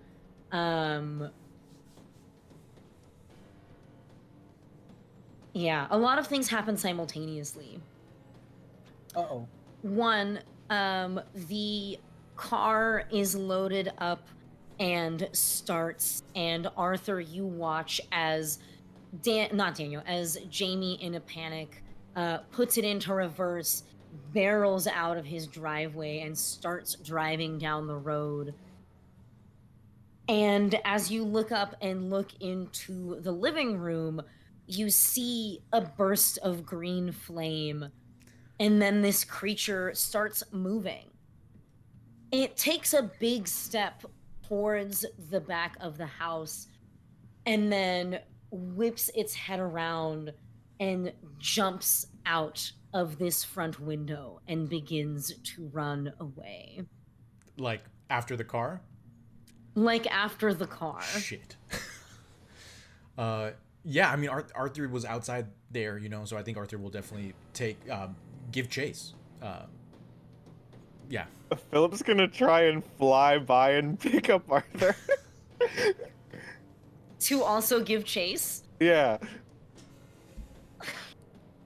This is absurd. I love it. Okay. Combo move. Yeah. I'm just like, oh fuck, what do I roll for this? I think Arthur, you starting to run is probably not a roll, but I think Philip, you have just done a lot of magic in a row, and you are going to try to pick up Arthur, who I think in the past has not super loved being picked up by you. True. I think this would be cool. So go ahead and roll me an act under pressure, I think, to pick up Arthur and fly with him. Most important through the roll of the streets game. Fogwell. I'll waste a luck point on this. Oh my god. I'm gonna drop Arthur Rain like a bomb. And You're gonna make it I rain? rolled 2 5s. Let's go. Nice. Hey, that's a 10. Plus my What's 2 your- cool. It's a 12. Oh shit, that's a full success. So for act under pressure, full success is just full success, right? No hitches or anything. Yeah, I imagine Arthur starts running around the house, or I don't. And Philip instantly floats completely in reverse out the window he came, and then flies up into the air and swoops down to Yeah. It's the Blue Arthur's running and Angels. Philip. Oh, I have an idea. Arthur's running and then Philip flies down and picks him up. There's like a smoke trail from leaving from his mouth after the thing, and it's like, Sorry, this is so funny. I think you stops T-posing T- made it easier too, because it's like you go from here to arms forward and you just scoop under and pick Oh. up, you know. Yep. Don't worry, we'll get him. Philip, we need to talk about consent. It's okay. No, that's not how we respond to needing Yeah. consent in this house. Okay, I think on that note, this might be a good time for us to take our break. Correct. Yeah, I okay. need some time That's to good. process this. Yeah. Everybody think about what you want to do next here. Dope. Cool. I did this because I imagine Philip flying is like comparable to a car. I don't think he's Oh. going 100 miles an hour. Yeah, this isn't D&D, so I don't know what Philip's fly speed is. Correct. We're still live, right? Okay, Yes. let me give us a little outro for our little 10-minute break here. Thank you everybody for sticking with us for the first part of the last session of my mystery. We are going to take a 10-minute break to stretch our legs, grab some snacks, rehydrate, use the restroom, etc. And we recommend that you do the same. That way we can finish out this mystery hydrated and fed, etc., etc. If you do grab a fun snack, please let us know what it is in the comments when we return. We love talking about food. It is our favorite activity, second only to playing tabletop games. I love you all. I'm going to shut the fuck up so we can actually take our break. Saul, get me out of here. You got it. See y'all in 10. Wiggledy-waggledy grippers.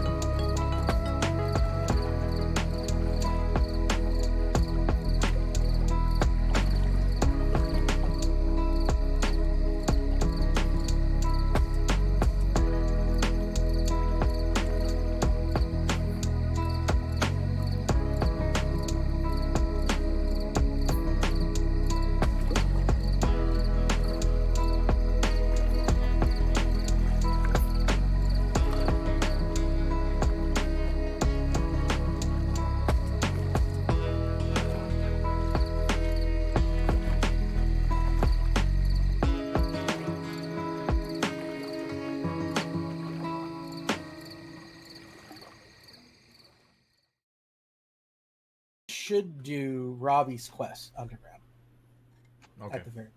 Which one's that? Is that the bird? No, Robbie Ooh. is or what is her name? The little Sheikah girl scientist, not Pura. Oh, Yeah. okay. The little. her like apprentice. Yeah, her apprentice. Go talk to her, and Yeah. she's sent you on a quest with Robbie underground, and that will unlock something for you. I'm not going to say what, but you should do it just because it's a fun thing that unlocks. Cool. Yeah. And Okay. it introduces you to the underground, which is another thing that you'll want to do because there'll be treasure down there. Darby treasure. But yeah, do Rito. I would recommend doing Rito before anything else. Okay. I did the Gerudo first because I did the Gerudo first in Breath of the Wild by accident, and so I'm just like, well, might as well keep it going. But then I did Rito, and I wish I'd done Rito first.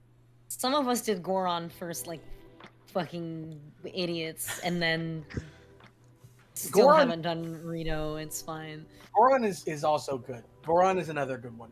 It's been very beneficial to me, but like watching some of my friends play through who did Rito early, like they were supposed to, and it's like, wow, everything is easier. Yeah, That's good to Oh, know. okay. Cool. very vague statements here, but Yeah. Well, I don't want to spoil anything. We're live Yeah. again now too, Yeah, yeah, so Play Oh. the game. Play the game. You Yeah. have $70. I have- Give it to Nintendo.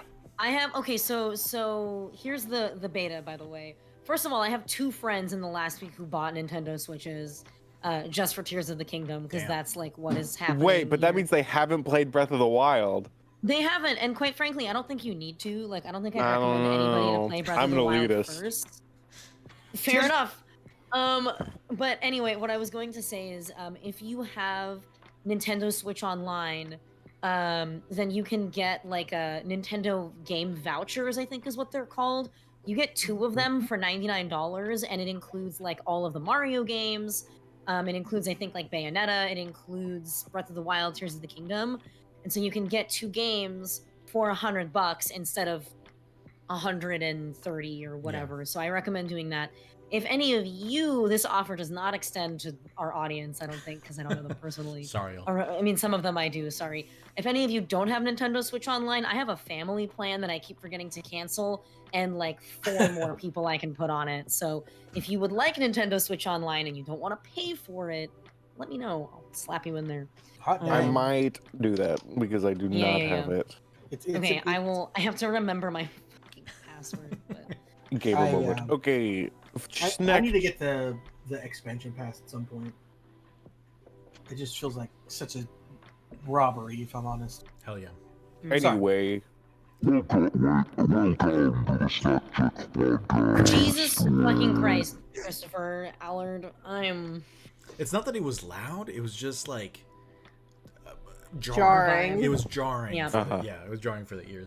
I can okay. start. 'cause I'm I going found it. first. Okay. no. I would like to go first so I can eat while everybody else talks. Nice. okay. Because I'm going to be doing a lot of talking shortly. I have chicken tortilla soup. My hair is a mess. I have chicken tortilla soup that I made when I got home earlier today. That's been in the slow cooker all day, and I'm excited. It's very tasty. It's got like chicken, onion, and tomato, bell pepper, corn, and black beans. It's like all the good stuff, and it's covered in cheese now. It's the best way to eat anything. And pineapple juice for when my blood sugar gets low, which is right now. On to the next. I'll go next because I already ate mine. This Nice. weekend we celebrated my wife's birthday, and my sister-in-law, who's a great baker, made peach cobbler.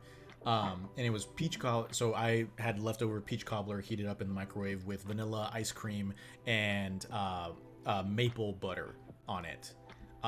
And it was fucking delicious. Like I scarfed that shit down. It was great. But that was my snack.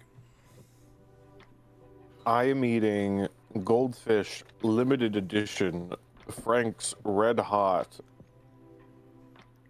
Are they actually spicy? They're not, I mean, individually they're not. As you sort of add up, it does like somewhat compound a little bit. But not in a way that's like if you're not white, you'll be fine. Okay. Copy that. Yeah, and then of course I have my Lipton iced tea. Sponsored. Not really. God, I wish. Please! Please! I have cheesecake and milk. Fuck yeah. Ooh. I'm enjoying myself. And you like a specific What kind of cheesecake? Yeah. Yeah, Just- this is very just- important to me. Oh well, just straight up plain New York cheesecake. Yeah. I like things that are like I love chocolate cheesecake or peanut butter cheesecake, Nice. but this is leftovers from Memorial Day, Oh sure. and my family are very vanilla. They don't like crazy things like I do. They couldn't So- eat the goldfish original Frank's They Red could Hot. not. They could not. They would turn into sweat themselves. Like Just Oh. dissolve. Cheesecake sounds good though. yeah, it is. Yum. It is good. I had a ice cream. It was mediocre. Rip. It was Such a one of those bummer. it was one of those like drumsticks from Costco where if you get one with like stuff inside of it, it's good, Sure. but like the actual ice cream part is just like so very bleh. It doesn't taste like anything, and Bartleby it was Prime does. disappointing to me. Sorry, Just a shout out in chat, because I guess if you're watching this on YouTube, you see it. But Bartleby Prime does have a passion fruit and tangerine kombucha. that sounds really refreshing, actually. And if you would like to see any sexy snack pictures from this episode or any of our previous catalogs of sexy snacks, join our Discord. Or are we supposed to be taking pictures of our snacks? Honestly, that's probably a good idea. All the to be honest. time. I've been sticking my feet in a bowl of goldfish and taking really Jesus. tantalizing photos. Is that my pinky toe or a wonky goldfish? Find out. I'll never tell.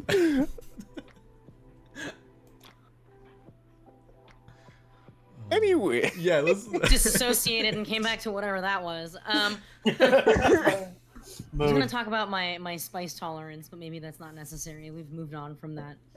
No, I want to hear it. Garbage. My spice tolerance is hot trash, hot garbage. you can't do it. Not as bad as some people. I can handle a fair bit of spice, but like I have some friends who live for eating spicy food, and I like the other day we were doing like a board game night, and they all put da bomb on some pizza and ate it, Ooh. and every single one of them was like, "I am fine," and I was like, "This would have killed me. I would have died." Like anything like sriracha is like almost too much for me sometimes. Like. I'd love to do the your girl actual could like. not handle it. I think it's like $100 though, but I think you can buy like the hot ones, like Like all sauce the set. sauces, yeah. We should think do that I would have be multiple fun. when friends you who come are. down, Chris. Yeah. Oh yeah, let's all hang out and I'll film Eat it. spicy wing. I'll be behind the camera. Please don't make me eat the hot chip and lie. You know. Sorry, I'd love that to was try a it because I'd like to bisexual think woman I'm vote. good at spice, but I don't think I Yeah. actually am. I feel like I'm fooling myself. Not I e- like spice, but if you look at my face while I eat it, you wouldn't think I do. 'Cause Mhm. I look like I'm being tortured, but I love it. Maybe I'm just. Never mind. No, Never I mind. feel that. I do have a high tolerance for spice, but complexion wise, Yeah, my face yeah. becomes beet red, even though I'm fine. Yeah. Same. Yeah, I think that I'm just sweating. happens. Like, you can't avoid your body's physiological response to spice. Yeah. you I've seen know? some people do it. I don't know how they do it, Mm. but like I look like I'm being tortured, but I'm greatly enjoying spice. Like I have encountered my limit of spice in the past, Mm. but it is very high. Okay. Good. This is good to know. Mars, you didn't mention your spice tolerance. It's not very good. It's not very good at all. Noted. Um, Noted. Fun fact, in Wyoming, it's very hard to get spicy food. So every time I'm No. home, I like build up my spice tolerance, and then every time I move back to school, it's like, you want spicy? You want any sort of flavor in your food? Cheese. fuck off. Yeah. Yeah. I love that. Hard Okay, pressed should we to get find back a in jar it? of jalapenos. Sorry, yes. Ooh, fun music. Yeah. This one's called a dramatic chase sequence. For a I second don't. there, it. Maybe it was the drum beats or something, but I thought it was, the danger zone, and I was like, Chris, no, we can't play. We can't play. like Kenny Loggins. Yes, Danger Kenny Zone? Loggins. Kenny Loggins danger Oh my Gonna God. zone. take you flying to the danger You zone. can't do that. It's We're a gonna parody. get caught. We're parodying it. There we go. No, keep going, No. please. All of it. Yeah. There we go. All right, cool. Speaking of flying and danger zone, wow, what a great segue back into my mystery. Very cool. Philip has just scooped up Arthur, and they are flying in the air, attempting to catch up to Daniel Foster, tree man extraordinaire who is chasing on down the road after his son and his son's wife and kids, who are on their way to Miss Merrill's house. Yeah, correct. I think that while this is happening, let me allow let me allow Cole and Ren to have an opportunity to do something as they see this happen. The two of you, what would you like to do? I feel like we just kind of like look out, look at each other, look out again, look back at each other, look out again. Like this Yeah. is very That very. just goes on for 2 minutes. Yeah. Yeah.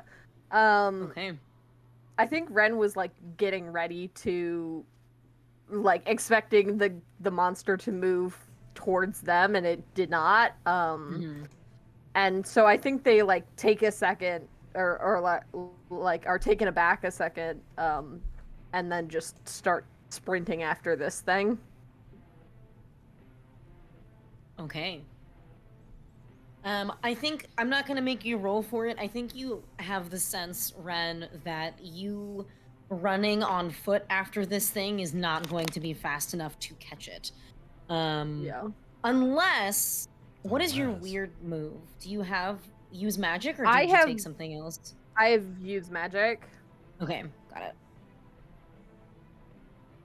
it. Cole, anything in particular? Cole can't use magic. You could. You got a van. Yeah, he's No, got. I mean, like, but he has a yeah, driver's yeah. license. Yeah, Yeah. I mean you're not wrong. I'm just trying to think if there's anything, because that seems to be the thing that makes the most sense is get in van, drive fast. Uh-huh. I'm Or just you trying could to think- spin your axe around your head really fast. Well, my axe is stuck in a Yeah. table. Oh, yeah, right that's now. Damn it. Is Cole really Um, that one trope in like the coming of age spooky kid story who's like, I've got a car, you know, like I've got a driver's license, you know, like that one. That's my character. superpower. Literally, yeah. Yeah. Yeah, he's gonna try and retrieve his axe and get to the van. Okay. I think that's the target. I think at this point you are able to get your axe out of the table with no added roll, and you can get to your car, and start driving in the same direction as everybody else. Just out of town. He's gone.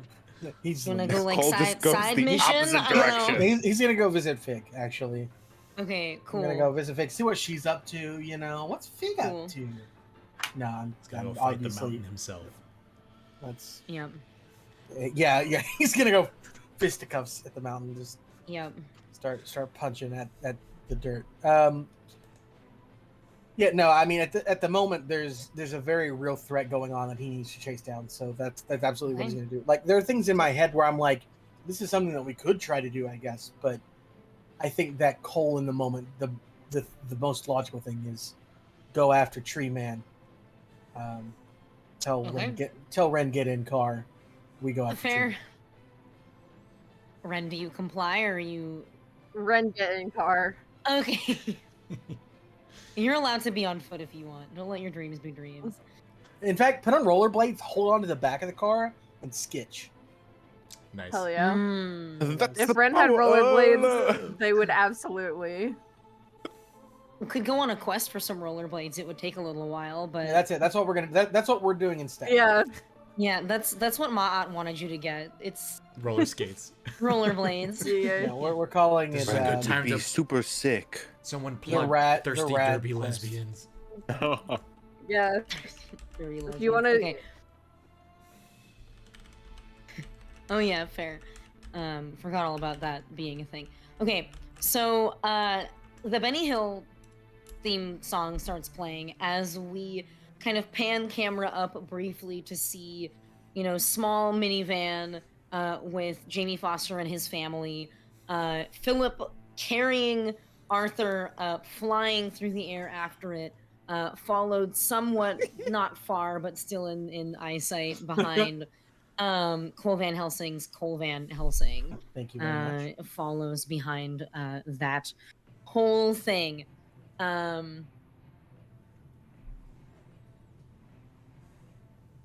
Yeah, okay. As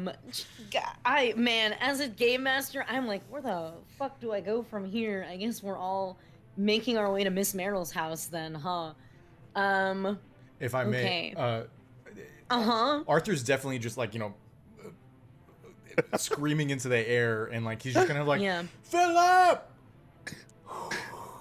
Shh, it's okay. It's okay. Philip, what exactly is the plan here? I don't know. You I'm not started aiming for moving, the and then truck. I started moving. It all just sort of felt natural in the moment. So I guess first question, Keeper, is Philip actually Mm-hmm. keeping pace with Mr. Tree Daniel? I feel like Not Joshua Tree, Daniel Tree. Daniel Tree, right? Different part of California. Hold on. Back in my brain. Okay. I feel like I just left my body for a minute trying to like make another joke about Daniel Tree, and nothing was good out there in the ether to pluck from. Been there. I feel like Philip doesn't fly that fast. Mm-hmm. And maybe if he was alone he could, but he has the added weight of a full-grown adult in his arms, and so therefore I would say that you are able to always keep sight of them. Okay. But you are unable to, I think, keep pace exactly with this tree man. Is that okay with everybody? I don't know if we've ever determined Philip's fly speed. Yeah, there's been. I feel like we've always kind of Formally. like we've always brought it back to like, is Philip carrying someone or is he by himself? So I Yeah. think that's that's usually the Okay. the rule of thumb. Yeah. I just wanted to have Yeah. a fun bonding moment, guys. I'm sorry. I mean, it's fun. No, you're great. I was gonna drop ship Arthur. Philip, it seems like I'm weighing you down. No, it's good. You have a beautiful figure, and I would never say anything to make you doubt that. It's okay. I understand that I'm dead weight. Let me go, No, but Philip. I let am. me This go is nice softly on the fun. ground. Don't drop me, please. Oops, sorry, my finger's slipping. I'm joking. I've got a death grip. You know what they say. Oh goodness. Yeah, I mean, I guess Eric is correct. And I forgot about the Arthur Big Booty jokes. Cool. Yeah, I mean, dude. I mean, I guess I could maybe drop you on the van Just since somebody on the it's street. coming up Is the it rear. a full moon tonight? I mean, Arthur's pants are on. Arthur's pants are on. To be very clear. No. Okay, Arthur. Which would you rather? Is I that try the and clap of thunder or the clap of cheeks? Arthur, I'm trying to fly up and sneak up on the tree man, but the clap of your ass cheeks is alerting it to our position.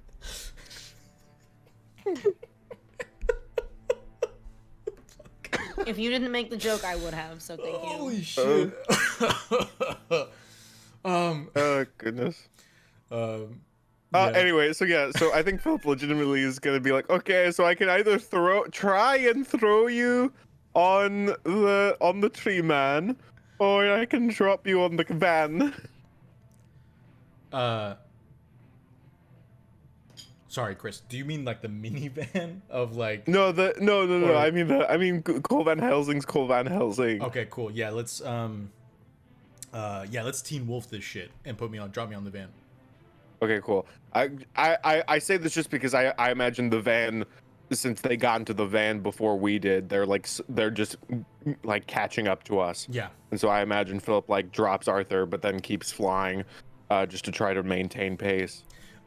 Have y'all seen the critically acclaimed Teen Wolf movie with I have not. oh my gosh, how am I blanking his name right now? The actor who plays Marty McFly. Please, somebody help me. Oh no! Why? If you hadn't asked me, I could have told you. Michael. No. Michael Wait. J. Fox. Michael J. Fox. Yeah, Yes. yeah. My joke is ruined now because I forgot Michael J. Fox's name. It's a fun movie. There's a part where he like surfs on top of a van to Surf in USA by the Beach Boys, and that's where my mind is right now. So, yes, I will drop down onto Cole Van Helsing's Cole Van Helsing. Mm-hmm. Okay. Thank you, chat. Thank you. I appreciate you Yeah. jumping in there. I'm gonna have you roll act under pressure to land on this van safely. Fun. This is my first roll of the night. We're gonna see how this Oh goes. yeah, great. Yeah. Wait, is it my first roll? Yeah, it is my first. I think it is. I think it's your first roll of the night. Yeah. Lovely. Act under pressure is cool. Cool. Yeah. Yes. Cool. I rolled a 5 and a 1, so that's a 6. And I Okay. have a +1 to cool, so it's a 7. Thank God. Yeah. Okay. That's good. That's good. So I don't want worst Colt's outcome, vehicular hard choice, or manslaughter's price to friend. pay. Okay. Couple of options here. Worst outcome, I think that you land not quite centered. Mm-hmm. And so in order to get secure, Cole is going to have to slow the van down so that you can kind of get oriented, and that will decrease, it'll widen the gap between you and the tree creature. Or you take a point of damage from your impact with this van. Maybe you get a little bit of like roof rash on your belly.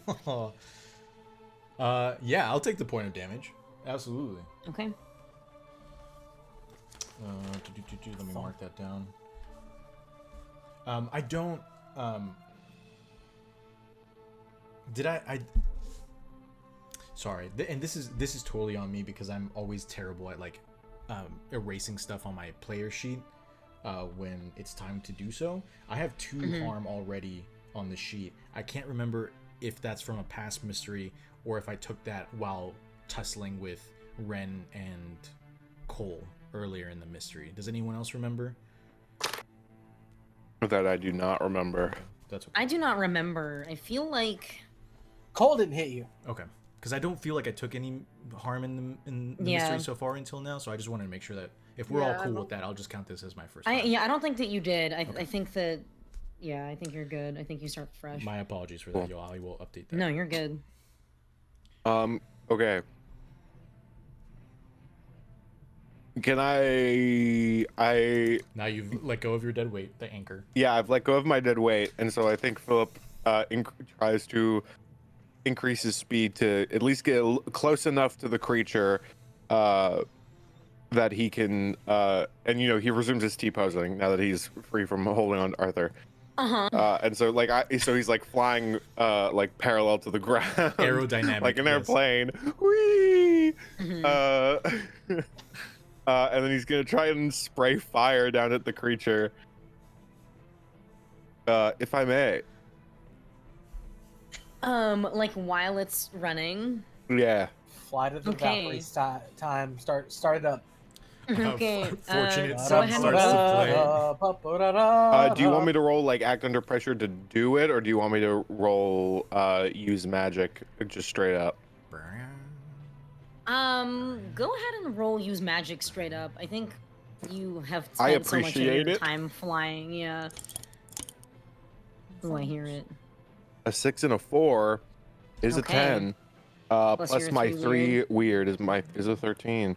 And so I Okay. just do my 3 burn harm. Okay.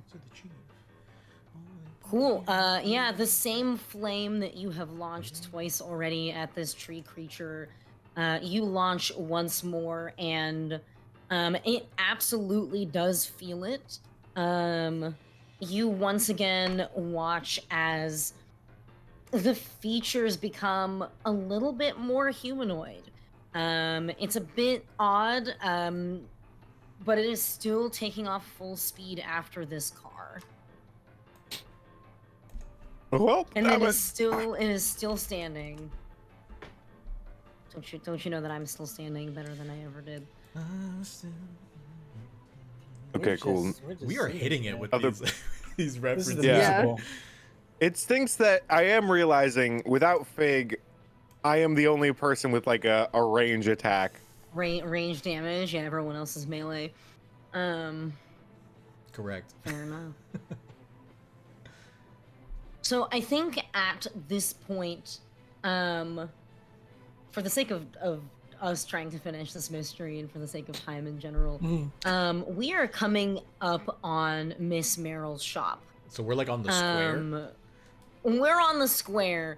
There sure are other people here, and we'll deal with that later, I think. That is a future us problem. And the car parks in front of Miss Merrill's shop, and moments later, the tree person gets there. This is unexpected to me, everybody. I don't know what to do here. I will say, my Arthur reasoning was sound. My out of character Saul reasoning was like, if there's any place in this town that has to be somewhat protected to the supernatural, it would be this antique shop. You know, in some way, shape, or form.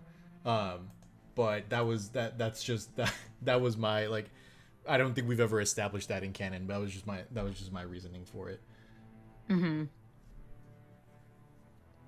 Okay. I think that you in the van are not far behind, and Philip, of course, you make it pretty much at the same time as the tree person does to Miss Merrill's shop. You see Daniel stop the car and not get out of it. Oh, fuck. That's not a good place to be, dog. That's fucking shit. So I'm here before anyone else. Yes, I think that you get maybe like one action's worth while you are kind of there at the same time as the tree man. The lights are on inside the antique shop. The open sign is on the door, but you don't immediately see anybody inside.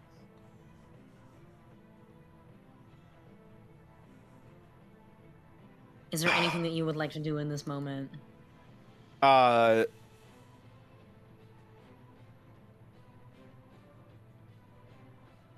Wait, let me look at magic effects, see if there's something here.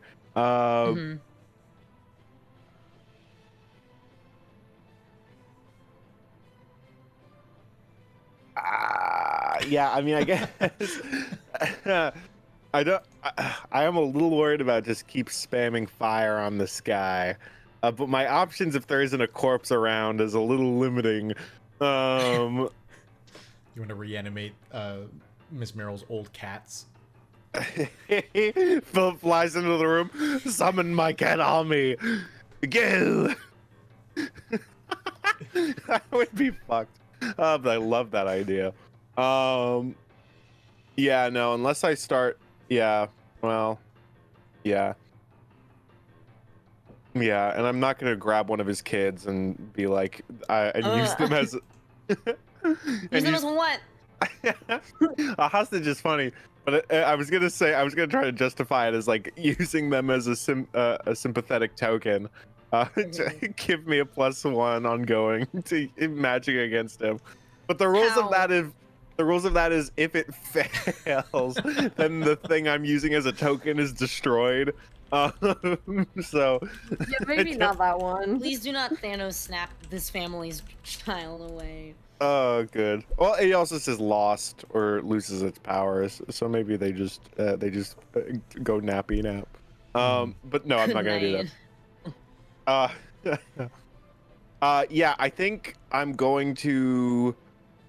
just gonna try and scream and get Miss Merrill's attention. I'm just gonna be like, Sorry. I'm just gonna be like, oh no, there's a fuck. Philip flies in. Miss Merrill, please help! There's a giant tree man.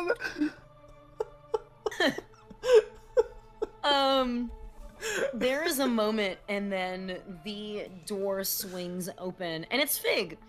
And Fig Oh, looks hi, at Fig. you and looks at the tree person like barreling down the road, and goes, "Oh shit, Philip, what did you guys do in my absence? I'm sorry, this isn't the time. What needs to happen here?" I'm fine with killing the tree man, but it feels like it's sort of a morally gray area. And where did the tree man come from? Get inside. What are you doing out here? It's like it's sort of like he's sort of an unwilling antagonist in this story. He was just turned into a tree, and so now he's mad. How are you? I'm doing great. Philip, get inside. Okay. Come on, kids. Let's come inside to the old lady's house. You're trying to convince the rest of the family to come in. Yes, Philip has his hoodie off. He's just a skeleton man. Who just flew down Yeah, from you know, the a sky. skeleton man that was just flying down. Flying from the around, sky. shooting fire behind their car. Technically T-posing. Flying down, T-posing. T-posing the whole way. Yeah, I think of it when he's absolutely. flying more of like he's an airplane. Is Yeah. is Philip actually a Christ figure? In this essay, I will. Oh my god. Stop. Came back from the dead. Philip died for our sins and came back. Oh man. It's stacked, It's man. all adding up. Yeah, Philip it's is all adding up. Jesus. Is Philip Jesus? Philip Answers? is the second coming of Christ. Gee. You're so lucky your Christ mom came is back not here wrong. for this part of the stream. So anyway, very cool. Hold on, in a second. Good God. Yeah, I think that the family looks at you with wide eyes from inside the car, but checking their rear view mirror decide that, yeah, maybe being inside this car is not the move. I'm not going to make you roll for it. They get out and are ushered by Fig into Miss Merrill's antique shop. It is now the 5 of you inside the shop. And at this point, the tree creature is standing directly in front of the door, hands outstretched, ready to smack up on it as Cole, you and Ren ride up in the van. And Arthur on it. Yeah, Arthur's on the roof. And Arthur on it. Yeah, sorry. I knew I was Yeah. forgetting someone. My mistake. So I don't know if it's an intrusive thought or if it's something I really want to Say do. it. Just because it's a hilarious image in my head. Say it. Of seeing this like almost nemesis type creature. For those of you who know what nemesis is from Resident Evil, just this giant tree creature just walking toward this door, ready, and then just like seeing it from like Fig's point of view, where she looks out and she's like seeing this thing for almost the first time, just coming forward, and then just out of nowhere a van just slams into him and just takes him off screen. Just carries him away, Excellent. and, off the thing. Basically, just absolutely smashing into this thing. But I also feel like it's gonna be like hitting a tree. Right. which is Yeah. not going to be great for the man on top of the It's a van. crazy idea. Correct. Oh boy. Don't forget about the man on top of the van. Like, Do not pay attention to the man on top of the van. God. because I really don't want him to be sent flying into the next mystery. He's From been to the here. hospital a few times. He He's always has. been fine. So far. Has he ever- His bones heal so quickly. Has he ever dealt Yeah. it enough as he has dealt or taken it? Maybe like once, but yeah, he's just a And fragile man. one of those times was to Cole. Correct. He did put Cole in the hospital. We're just innocent men. Just normal. Just men. innocent men. Local British man can't stay out of the hospital. Correct. True. Sure, he's used to that universal health care. Yeah, for real. Love you, Crackety. Anyway, What are we doing? Yeah, this is there time? something that you would like to do?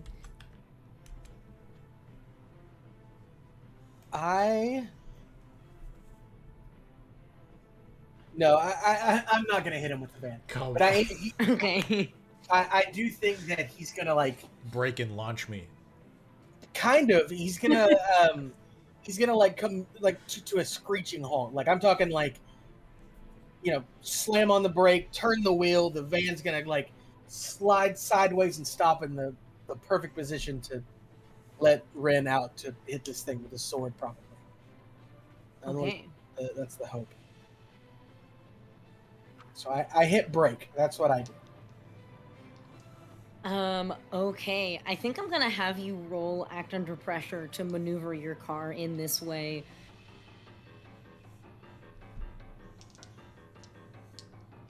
And I mean, at this point, Cole, Mhm. Cole Van Helsing has become kind of a phenomenon in the turntables community, No. right? Some would say. No. Some would say this is kind of like a phenomenon. No. Um, and Cole's driving is very mystical, No. right? No. He's throwing Arthur, who is a very mystical He's a person. very monstrous Mhm. kind of guy. Ren, do Yeah, something magical. alright, Ren, do something magical. Ren doesn't know Cole has a buff. All right, here we go. I'm gonna go ahead and roll with my -1 and see what happens. Maybe I am gonna hit the thing.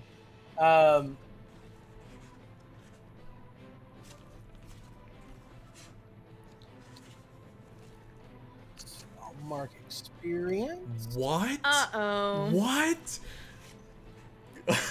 Just murders Arthur. I'm If we're flipping this van, this is wild. This is crazy. No. Oh, Is that a 7? That's a 6, and a 6 and a 1, Okay. Yeah. 7 Mm-hmm. Oh, plus my cool, which is Minus- -1. Oh no. Fuck. Anybody want to help or something? Then Run, maybe. grab the otherwise- wheel. Otherwise, I'm gonna mark experience. And yeah, Arthur's gonna swing down from the roof and drag his sword onto the ground. Not really. That's cool. We're not Looney Tunes. That doesn't work. I mean, big if true. Hey, it worked with it works for Cloud in Final Fantasy VII. So, I've definitely played Final Fantasy VII. have you? No. Okay. Yeah, I that mean, was sarcasm. I Sorry. here's the Totally thing. done. I really don't think there's anything Arthur could do from the top of this van to actually help him in this situation. So I'm out. yeah, I think the best I can think of for Ren is just Ren grabbing the wheel and just turning it so they're trying to so they're coming to a stop, but they're also like sliding to a stop sideways. Ding ding ding ding ding ding ding. So I could try and do that. Flinging my dice. Oh, I feel a little bit like grabbing someone else's wheel when they're trying to like accelerate/decelerate is a recipe for more disaster and not less. Sure. Yeah. That's You are def- also hey, welcome keeper, to roll fair. help out and see. Yeah, it's like not that I want Dustin to fail his roll, but Yeah. like, does Ren know how to drive? Ren does. They do not drive frequently, but they do know how to drive. Okay. you turn the wheel left and you go left. You turn the wheel right. Yeah. and you So go true. right. If you want to try to help, go for it. So I did roll to try and help. No. Why are you Okay. saying it like that, though, Mars? Yeah, why are you saying it like that, Mars? Because I rolled a 1 and a 3, Oh my god. That's a 4. and I have 2 cool, so that's only a 6. Wow. Well, I mean, So that doesn't okay. market really experience. At this How- point, PK. How long we're going into the Hey, I'm alley? in the house. how outside of the realm of possibility is it? Arthur stabbing his sword through the roof of his car, stabbing it into the steering wheel, and shifting? Absolutely not. Damn it. Well, I don't the think sad so. thing about that is Arthur 100% doesn't know how to drive. That's true. Yeah. Yeah. That is true. You step directly into the center of the steering wheel. It procs You the slice The Cole's airbag. hand it procs the airbag, and the airbag launches the end of your sword directly into Cole's face, and he dies. It's a lot. Just absolutely. This is some Final Destination shit right here. Okay, let me read the text of help out failure real quick here, because I think that would happen first. Also, oh no. Just saying. Oh dear. Page 101. Which one? 101. 101. Okay, I was looking in Dalmatians. the. Oh, I want to look in the like keeper section. You kids ever heard of vehicular manslaughter? Okay. On a failure, you expose yourself to trouble or danger without helping. Cool. And for act under pressure on a miss, things go to hell. Yep, they sure do. God, they sure do. I told you that I was rolled Good, someone good, Chris. I should feel I'm bad about not. making this. Okay, wow, okay. So we're trying to do Tokyo Drift style, get Mhm. into a parking spot, right? Like, accelerate, slide in, and stop perfect. Basically, sure. Yeah, hello? No.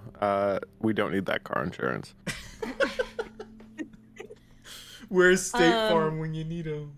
Yeah, thank you. Y'all, as a keeper who's just been granted 2 hard moves to use against you, this is about to go straight to shit, okay? Fair. So I think this is what happens. I think that Cole, you see that this tree monster is right up front at Miss Merrill's shop, and you go, oh, I need to get here as fast as possible so we can hurt this thing, destroy this thing, whatever. Drive up, and as you start parking, you feel your wheels start coming up a little bit. And you start to correct. And in your correction, Ren grabs the steering wheel and yanks it right back in the wrong direction. The van does not stop, it does not slow down. Instead, it rolls. And it rolls into Miss Merrill's storefront. And also, hey, the big wood creature Daniel Foster. Hey, at least we got him. At least we Yeah, got him. we All got right, him, you guys guys. solved my We got mystery. him. All you had to do was fail 2 rolls. Let's in go a row. home. So the fallout for this is, I think, as follows. Car, not doing so hot. Cole, you, I think, managed to avoid damage, but Ren, in reaching your arm out when both airbags deploy in the front, they push you in a weird way and you take 2 points of damage. Ouch. Arthur, you, who is on top of this vehicle, I think that you go nearly full speed into this tree creature, and you take a point of damage. But I was just looking at my notes from earlier in the mystery, and I realize I have a hold to use against you to make you angry again. Oh, yeah. Oh, So yeah. I think that I'm gonna go ahead and trigger that. I think that in all of this chaos are once again overtaken by the rage of the seed that kind of exists in the air around you as you kind of impact this creature and then land on the floor. There is broken glass everywhere. You hear screams. The van is upside down. And the tree creature currently is lying on the floor. Arthur, you are on top of it. But every single person involved is now bare to the world. What would you all like to do? Question for the keeper. Yeah. Do I still have my sword? Sure, I don't see why not. Cool. I think if Arthur has been pushed back into this rage, I think he's he's just gonna start hacking into this tree. Okay. Yeah, I mean, it's the closest thing to you, and you are filled with this terrible, terrible anger. Go ahead and roll kick some ass. I'm also like probably pretty like busted up with like scrapes and like bleeding. You know, that shit stings, you know. So I don't think you feel very good right now. Yeah, that's fair. Sweet Jesus. Okay, that's a 6 and a 4. Okay. And I have a +2 to tough, which makes it a 12. And I think the extra effect will be just inflict terrible harm. Okay. And that plus the +1 bonus from using the whetstone earlier in the mystery will be a total of 4 damage with each hack. So for the first one, it'll be 4 harm. Good gravy. This reminds me of when we had Apophis, and Apophis was just like, yeah, 6 damage, please, boss. And we'd all be Atomized. like, yeah, let me add a couple more circles and 6 boxes damage, on and my then with an monster advanced here. move, I'll double it. Yeah. Like, oh, Yeah. just fucking one-shot my creatures here. Yeah, you take a big slice into this tree man, and for a moment, he does stop moving. Still breathing, no longer conscious. The gashes that you've made in the wood and flesh combination are not really healing the way that you saw them heal before. You don't notice this. You are in a full rage. Yeah. We'll have someone else do that. Philip, you are inside the shop, and every window suddenly shatters. Fig screams, and from deeper inside the shop you hear, "What the hell was that?"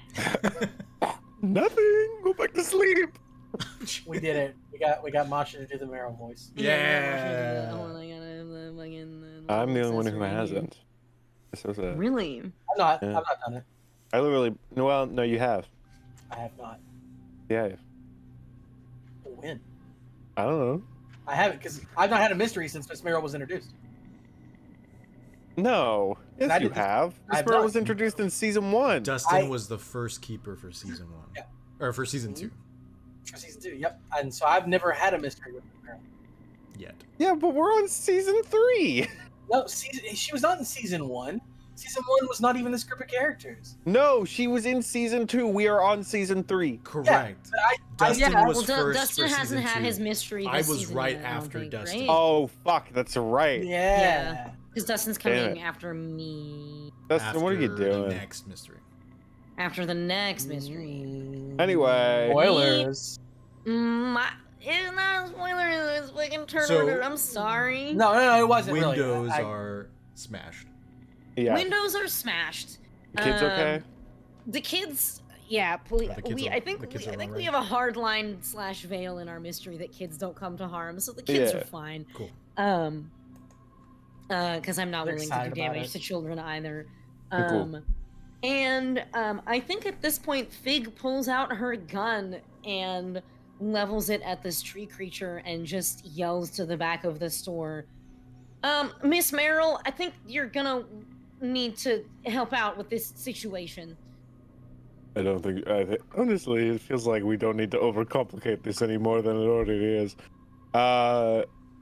Philip goes outside and tries to like put a hand on Arthur to make him slow down, just because I feel as though there's a little bit of I feel like he's down and out, as we say, that is giving up or whatever, or he's a non-threat, as we say in old timey time.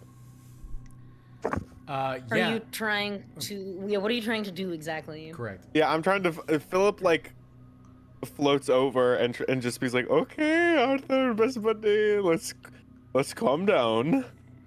Um, if possible, Keeper, I think, like, I know that this doesn't equate to more harm, but I think just for the sake of, again, him being in the rage and like everything that's happened, and like at least like the do terrible harm part of the damage, I think Arthur's just hacking and yelling, like, again, not asking for more damage or whatsoever, just saying like that's all part of like the 4 damage that was dealt in that one part. But like I really want to make it clear Just to like Philip. flavor. Yeah, I really want to Yeah, make it clear yeah. to Philip that like you're walking up to a raging man with a sword.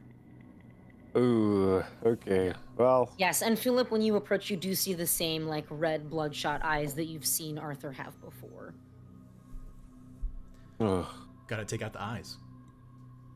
If he Get doesn't, rid of him. Who needs if he him? doesn't have any eyes, he can't be Yeah, they're the affected by weak the point. seethe, Yeah. Anyway, cool. Yeah, and Philip is just gonna be like. Philip is gonna try to cast magic to hold Arthur in place. Okay. Roll Just- for it. Epic I gamer guess. time. This is the most dice I think you've ever rolled in a session. I've rolled a Chris. lot, and that is in fact a 1 and a 2. Oh, good. So a total of 6? A 1 and a 2 is Plus a your 3, plus my 3. 3 weird is a 6. Yeah, in yeah, fact. so it's a That's 6. true. Cool. that is Is a this miss. a use magic roll? Yes. Okay, and remind me, you have a special thing for use magic, right? Where bad Yes, things it that can't happen don't affect hurt me. you? It can't go Okay. bad for me. Uh-huh. It can't affect anyone around me. Even picture- enemies, but not me. or anything. Cool, yeah. On a miss, you lose control of the magic, and this never ends well. So you are doing this same incantation that you've done before to try to hold someone or something in place. Man, I wish this could affect you, because that would be so good, but I'm not allowed. 'Cause And just that's the Phil goes, rules is written. Yeah. So who is in this area? Let's see. Fig, Yeah, kids. all of us too. 'Cause Oh, yeah, Meg's yeah. not there for Yeah, a you're while. around. I'm gonna roll for it. Also, is what technically, I'm gonna do. Miss Merrill's store. Yeah. Yeah, I guess. Yeah, Um, you can also make the magic do whatever it wants. I guess we don't got many rules. The van. Yeah, it could just be Square. I blow up the Poor van. van, the poor Just van, in man. Akira style. While we're inside of it, Go! I don't That would know. be I fucked don't up. know if Philip has ever missed a magic roll. Before. I have, You have once. Mm. In the basement with Arthur, and I accidentally brought bones to life that That's attacked right. Arthur. Okay, that's right. I feel like Philip's success is always like higher than his misses though. Yeah, I don't. Yeah, Philip has been. I don't roll a lot, and when I do roll, it's usually I've done pretty okay. Except for like investigative mystery. I mostly do investigative mystery rolls. I'm trying to talk just to give you time to think. Just tell me to shut up when you've made a decision. Yeah, no, you're good. I think what happens is hard moves are so hard. I don't want to like fuck you guys over, but man, Fuck us over. another failure. Cool. I think that Oh, I need to. I think that you show up and you put your hand on Arthur's shoulder, attempting to calm him down, realize it won't work, and then try to bind him in place. You start chanting and you realize halfway through the spell that you are casting that because you've done it so many times already today, you're not casting the spell to hold someone in place. You are casting a spell to do fire damage. So remind me how much damage your flame stuff does. It's 3. Yes. Is in fact 3. Okay. Arthur, you find yourself suddenly engulfed in green flame, and you take 3 damage. Ouch. Arthur How are you doing on health, buddy? is 2 from death. Cool, very cool. I love that for everybody involved. All right. Yeah, this is a mess. You all hear from behind you, those of you who are cognizant enough, by the way. And actually, Cole and Ren, are you guys trying to get out of this car? Are you staying in it? What's the plan? No sense in staying inside if we can move. Yeah. Yeah. You're not pinned down or anything, Ren. You're hurting a little bit because you know, your arm got twisted in a funny way from the airbags, but yeah. Yeah. Trying to get out for sure. Okay. You hear a voice from inside the shop go, Daniel Foster? What the fuck? That's not possible.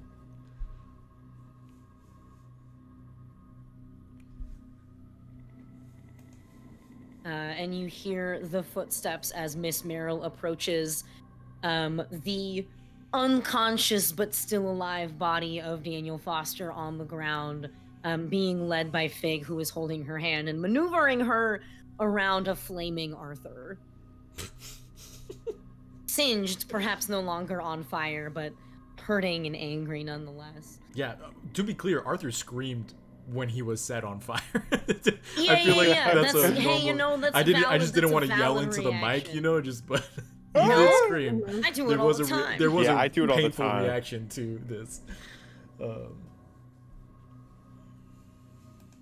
But she looks she gets down on the ground and you see her like lay hands on the gnarled body of this creature. It is still breathing. It cracks and shifts as it breathes, and you do notice that alongside some tree sap there does appear to be blood. Is anybody doing anything? I think Philip is just sort of like, oh fuck, sorry, fuck. Oh Jesus, I did not intend this. Question So, for you good, Arthur? question for the keeper. Uh-huh. Would this blast of what's your ruling on like what necessarily needs to happen to knock Arthur out of this rage thing? Yeah. That's a good question. I feel like we've done it a little bit differently every time. Yeah. Right? Just someone else rolling high enough on something else. Yeah. I'm game to homebrew like a phenomenon move that's like you roll and want to get above a certain amount, or even a mixed success pulls you out of it. Sure. Does act under pressure work for you? Yeah, that's totally fine with me. The reason I Okay. ask is just because like the damage from the car accident is what sent him into it, right? And then Right. And so being blasted with flame that dealt even more damage, I'm assuming would deal like some kind of shock that would at least allow Right. for a moment of like possible breakage. I could still fail. I just want to. Yeah. Yeah, I think it would, and I think because the damage done to you was so severe and you are like past unstable. Yeah. I think you get a +1 to this roll to kind of like come back. Cool. Right on. So act under pressure. Yes. Yes. Please don't fail. You tired of all the hard moves? Yeah, I am. Okay. I want you guys to win. Okay, so I rolled a 5 and a 7, or I'm sorry, a 5 and a 2, which is a 7, and then with the +1 from the damage is an 8, and then with the +1 from cool is a 9. So mixed success. Okay. Can we help by calling out to him? Maybe Cole can. If you want to do more dice rolls, baby, go for it. If you would call out to Arthur, what would you say? I actually don't know if Cole is even aware of what happened. Yeah, Like, that's a good question. Mm. That's a good question. Yeah. Do you that's want fair. Philip to give you words of affirmation? Actually, I do still have the bottle it up move from the professional. That's one of the extra moves that I took. Which is, if you want, you can take up to a +3 bonus when you act under pressure. For each +1 you use, the keeper holds 1. They can hold that hold can be spent later 1 to give you a -1 on any move except act under pressure. Hee hee. Okay. So I'm gonna use an extra +1 Okay. to bump me up to a 10, so that it's Okay. a full success. So I have 1 against you. Correct, a then. -1 for any roll that happens after. That's not act under pressure. Okay.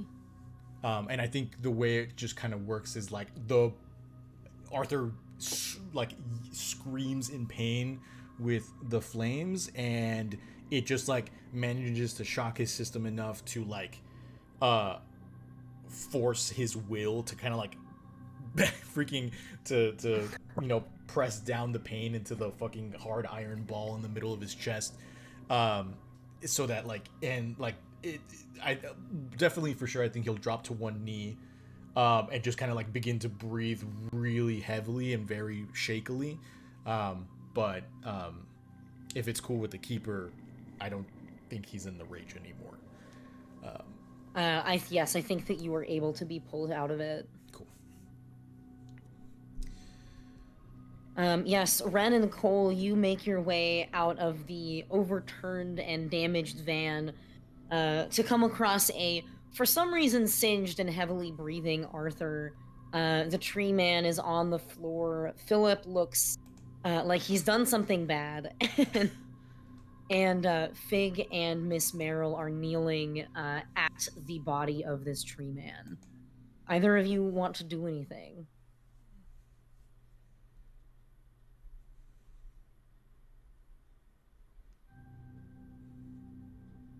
I can also kind of just take narrative control here. yeah, I mean, it sounds like we've kind of dealt with the unfortunate result of the mystery here. And I say unfortunate because of how sad it is, that because we know what he went through. I mean, we don't as characters. In fact, the only person who knows what he actually went to himself is Fig. And Miss Merrill. And Miss Merrill, yeah. Yeah, Like, yeah. The rest of us is just like, I also have ideas. oh yeah, that's true. That's true. Okay. We're gonna go for a bit longer because there are a couple more things that I want to get done, and obviously the fallout from all of this is important. True. Yeah.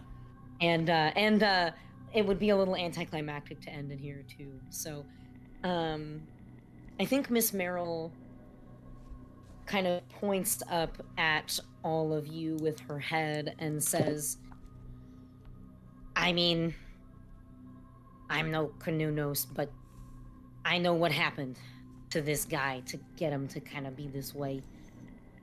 And he's gonna come back up. It might take him a little bit, but he's gonna come back up, and he's not gonna stop what it is that he wants. The only thing that can free him from this is the same thing that put him into it. What do you mean? Help me bring him into the shop. And everybody, we're not rolling for this. I think that you take a minute and you kind of drag him through the glass and enter Miss Merrill's shop. I think at this point, Daniel Foster, Jamie Foster is still there, but his wife and kids have left the scene because this is distressing and he has refused to. But Miss Merrill says, when Canunos... this is complicated. When Canunos discovered that Daniel Foster killed a unicorn, he used the unicorn's blood to do this. And then... Jamie, you're not gonna like to hear this, but Obviously, when everybody thought that your father had died, it was not right. It's my fault that everybody forgot. I performed a magic ritual to make sure that everybody forgot that he basically existed. But he didn't. He committed a crime against one of nature's best creatures, and Kanunos did this to him, and I can't go above Kanunos. I'm not strong enough. The only way to really get rid of this is to use more blood.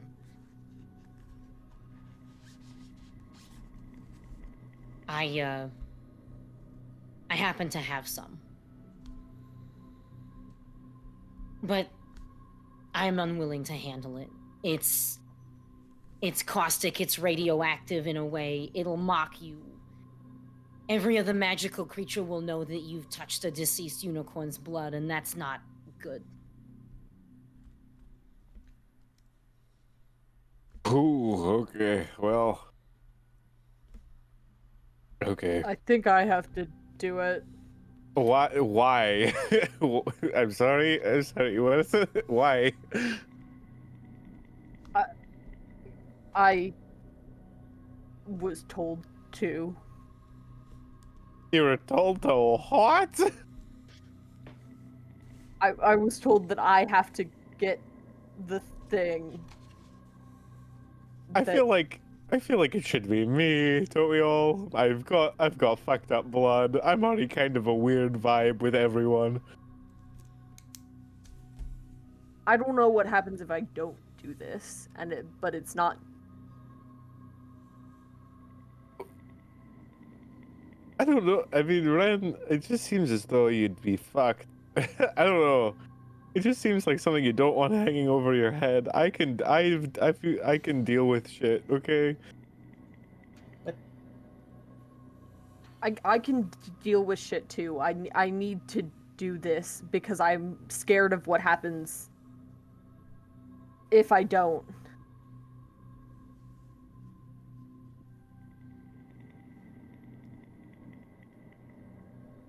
While they're arguing, Cole just does it. This is a joke. Cole's just doing it. Yeah, like- God damn it, Cole. Yeah, I think Arthur's still outside, probably prone on the street. Oh, So Buddy. I don't really like Arthur. quick, Ren, your You know, boyfriend is knocked if you out want on the Arthur to do street. it, you're gonna have to bring the blood to him and whatever. But at a certain point, he's going to need medical attention, or he's going to take more harm. So Yeah. This is correct, yeah.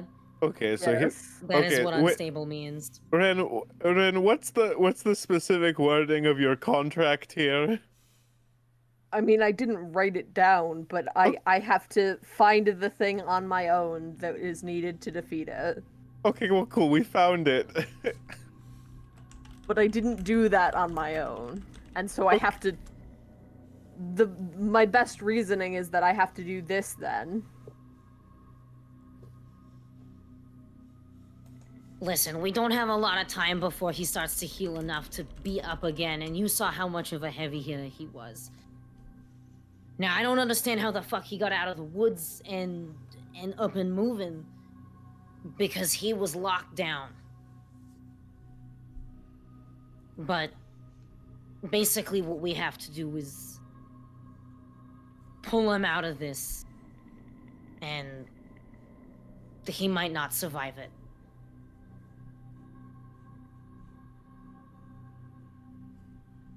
But as is right now, there's no fixing this situation. He's just gonna come back. He's just gonna be as angry.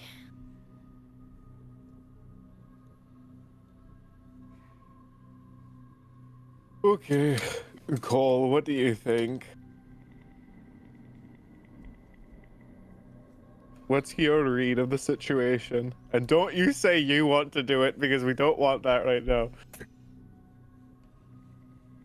But it has to. No, I'm just kidding. No! I, What I if don't we know. all did it simultaneously and we're Yeah, all a what little if bit cursed, We, you know? Power we of all get friendship. fucked up together. Yeah. Ren, who?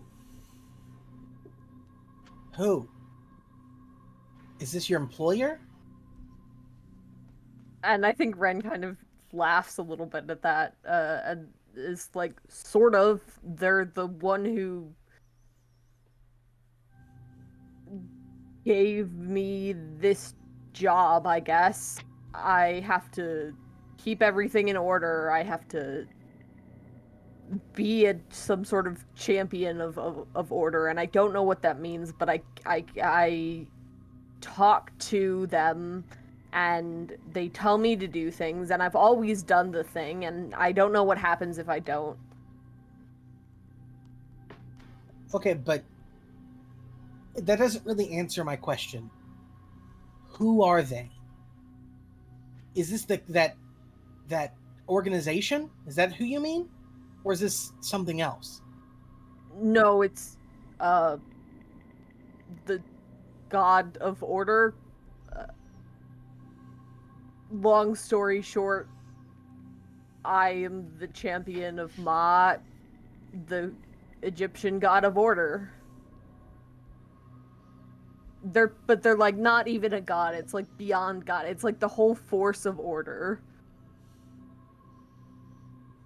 So they could possibly help you with whatever curse thing that they're talking about.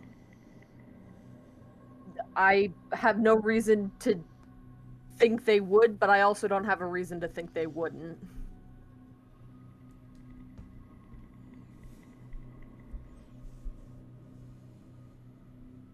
I just... Being cursed is a fucked up thing.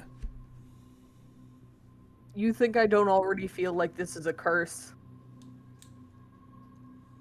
Yes, and from like a metagaming perspective, I don't think that you're like, my intention isn't like, oh, Miss Merrill says you're gonna be like cursed or anything. It's just it carries a lot of weight and you might be more the target of attacks from other creatures. It's gonna have some kind of like effect on you in game, but it's not like, well, you're doomed to die and it's gonna be awful immediately.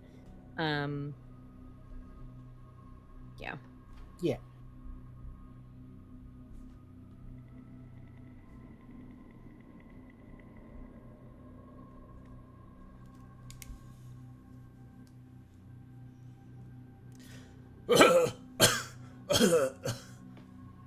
Oh no, Ren, your Okay. boyfriend, he's dying. Better go check on him. I am also dying. Oh no, looks like I'm the only one not dying. Isn't that kind of funny? I'm fine. Oh cool, that's good. I'm happy. Seatbelts save lives. God bless. God bless. Okay, listen. One of you has to do it. And I mean, at this point, if we don't hurry, he's going to come back. And if he comes back, he's just going to hurt someone else. And Ren turns to Miss Merrill and says, "What do I have to do?" Well, there is downstairs to this place. There's a couple of shelves. They're well labeled. I try to keep things organized. Find it, bring it back up here. I've got an incantation that you gotta do, and not 100% sure what to expect. I wasn't there when Kanunos did the original magic. It seems like it was a little violent. But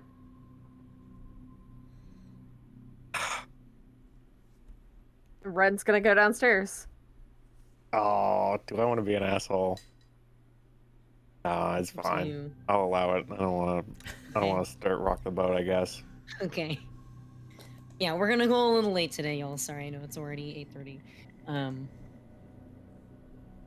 But Just really quick, I do think that Cole was a Philip. Come help me with Arthur. Okay. okay.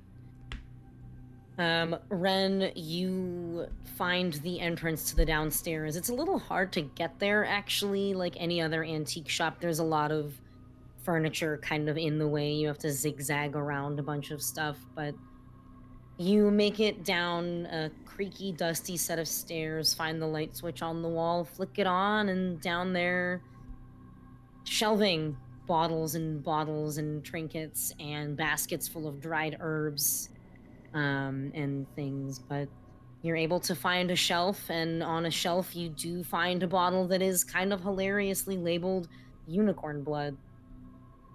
Despite what fantasy novels have told you, it is just red. It's a little more viscous than you would expect, but you also suspect it's been in that bottle for a very long time. Ren will take it upstairs. Okay. I don't think there is a role for this. Miss Merrill rifles through her pockets and pulls out a little booklet and hands it to you, Ren, and says, the incantation on page 13, it could be 14. You'll know if it's the right one. Things will start glowing. You're gonna wanna uncork that, pop it in his mouth, and say the words. And Ren does that. Okay. As you say this incantation, the liquid in the bottle starts to glow. And as the liquid pours down the throat of Daniel Foster, so too does his body begin to glow with this kind of pale reddish light. And you see, as this light travels down his esophagus, correct? That's the one that liquid goes down. There's the other one for air. We don't want that one. You see it spread into his organs. And his body starts to rise out of the wood. The human flesh kind of separating and smoothing out as it separates, almost like this weird push-pull at the same time. And it glows for a little bit longer, and you realize that you are glowing a little bit as well once the incantation is done. You don't feel any different in yourself, but as you look down upon Daniel Foster, you do feel a little bit nauseous, in part because his skin is rapidly aging and he just looks so much worse for wear. And you notice that in between all of the bits of wood and embedded into his skin are these little red crystals. And you recall that when you were looking at the body of the deer and even the body of Bartholomew in the woods, that you noticed these same crystals forming at the edges of the blood pools beneath them. You're not exactly sure what they mean, and you touch one gently, and you feel that same anger that comes from being exposed to seethe.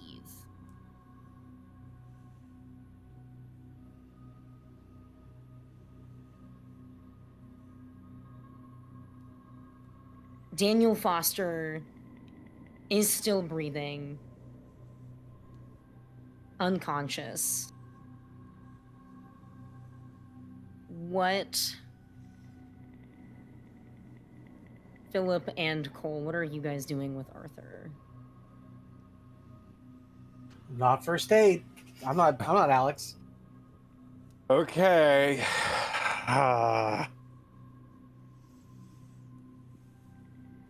I'm gonna do this Might Sting to heal Arthur. Okay. Just hurt him even more. How does that work again? Yeah, cool. I roll use magic to heal 3 harm, but the process is exceptionally painful. On a 7 to 9, it leaves a gnarly scar. Is this plus magic? Yay. Okay, go for it. Okay. That is a 3 and a 4, which is a 7 plus my 3 weird is a 10. So it goes without a hitch. Excellent. So cool. So yeah, I think Philip sort of raises his hand over Arthur, and the shadow that Arthur casts starts moving and wriggling into these hands that start going over and like rubbing against his burn wounds and pushing together, and he cuts and scrapes together in a very painful way, but ultimately leaving no mark. Okay. Arthur, you feel better. Yeah, I mean, I think where Arthur's breath had been very ragged before, I think once the pain has been, or once the harm has been taken away and the pain has gone away, I think he's probably still prone, probably still just like eyes closed, but he's breathing a lot easier. His body's probably still just like in shock from the sharp amount of damage in a short amount of time. So. Okay.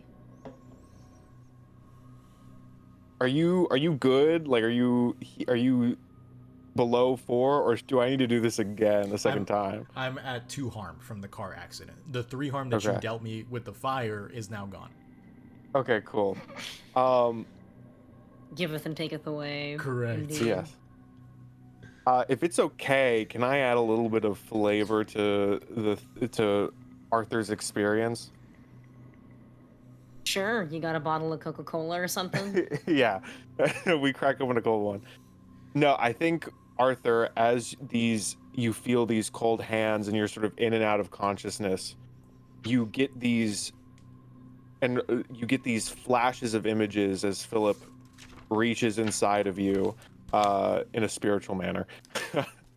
And you see flashes, you see Mount Ira, you see it flicker and change into a different mountain entirely, with a man in a toga staring up at it as it begins to smoke and erupt, and people are running and screaming, running past this man staring up with orange swept back hair as he stares up and just mutters the word Vesuvius. And you are healed.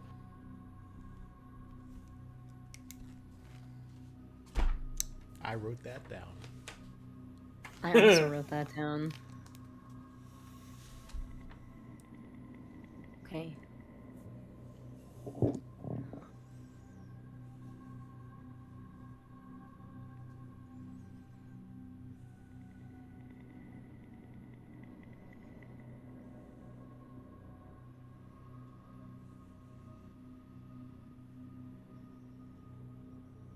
Trying to decide if I want to have an NPC conversation or if it's too late in the night for that. It can be rough. Yeah. On you specifically, I think that's what you mean. Not for us. Not for like the audience or for us in general. Just like as you. As I the enjoy keeper. it. Yeah, it is a lot of fun. But like especially if you're jumping between Miss Merrill's voice to somebody else's voice. No, it's really great. Miss Merrill's voice is really grating. Just trying to have her say as few words as possible. Why use also, I don't more care if we go away. few word do trick. Yeah. Man, yeah, okay.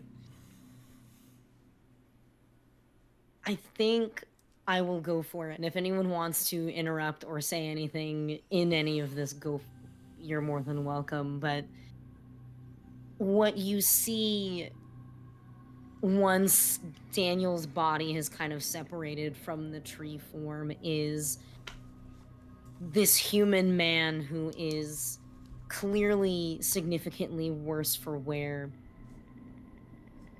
Jamie, at this point, is crying, sobbing. He leans down at his father and says, I thought that you were dead. They told me that you were dead, and yet here you are. I don't understand. I don't get it. Why would they make everybody forget? What is this about a unicorn? This is so much to take in. And Daniel's body briefly stirs and his eyes open, but they are bloodshot red. And he says, everyone forgot me. All of them. Not even you. He coughs. Not even you. My only fucking son came and looked for me all of those decades. Why didn't you try? I was in those woods. You could have found me. You could have found me. And he reaches up a hand and places it on Jamie's neck and starts to choke. Jamie grabs those hands and pulls them away. Daniel clearly does not have enough fight in him to make this really hurt. He coughs again, closes his eyes, and stops breathing.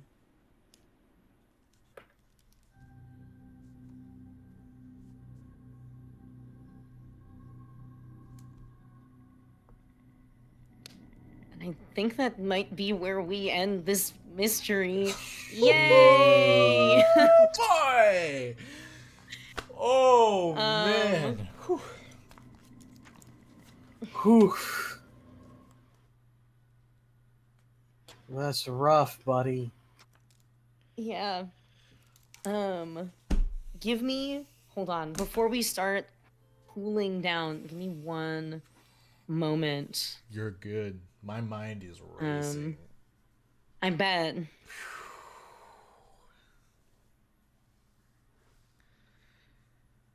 Holy shit.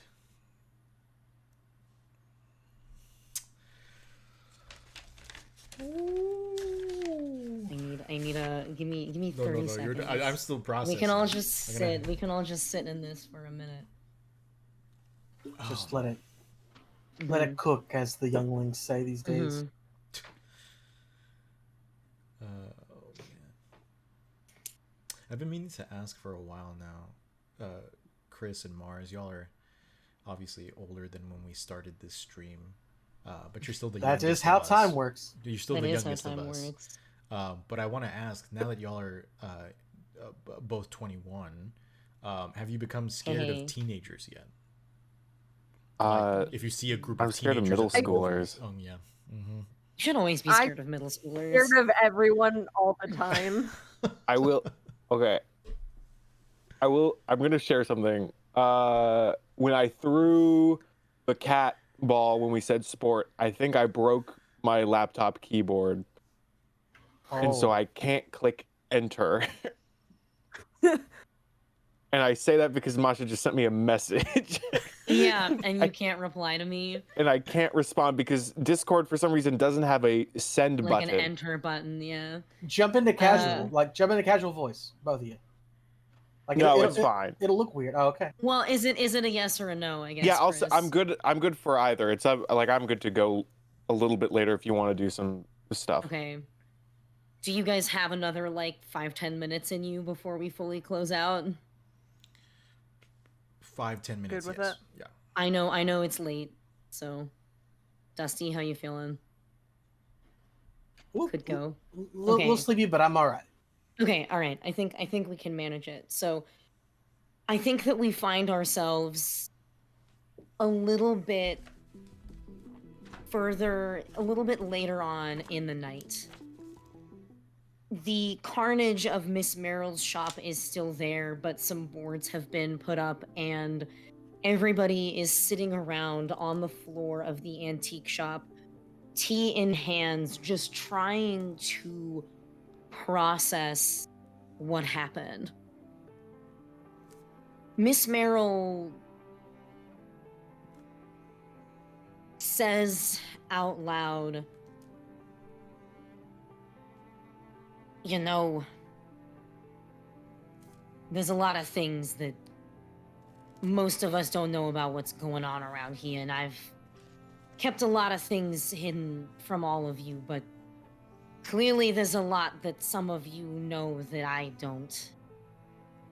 Does anybody want to go first? Okay, fine.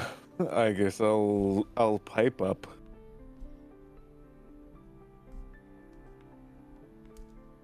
I was going to say this earlier, but then things sort of got. Oh, thank you for the 10 gifted subs. Thank you so much, Morgan. Oh, yeah, Morgan, thank thank you. My Cool. goodness. Anyway, so sorry, the voices in my head. Anyway, a few weeks ago when you all went to Rivendell, I want to reveal to you that I found the Fogwell. That it is real, and it is a complete mess of magic that I don't fully understand. It's kind of just, I look into it and I get visions, but I feel it's connected to these veins of red that lead to this mountain. And all of this, and I don't know how soon this is going to happen, but I feel as though, just seeing Arthur get affected by it in the woods and all the stuff that happened at Rivendell, I think things are just going to get worse. I think whatever this red stuff is, this seething that's emanating from under the earth, it's going to build up and erupt soon. And I've seen so many disasters like this. Every time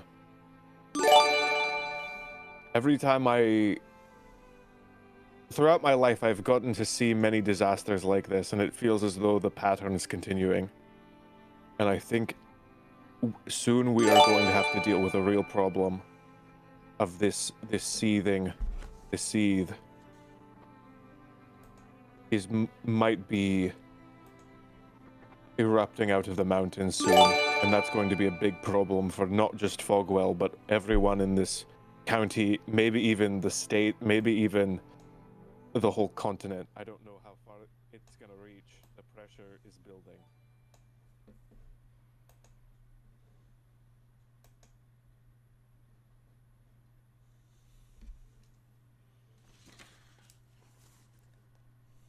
Thanks for saying something, Philip. I saw you in a vision too. Doing something in front of some kind of pond. Is that the Fogwell?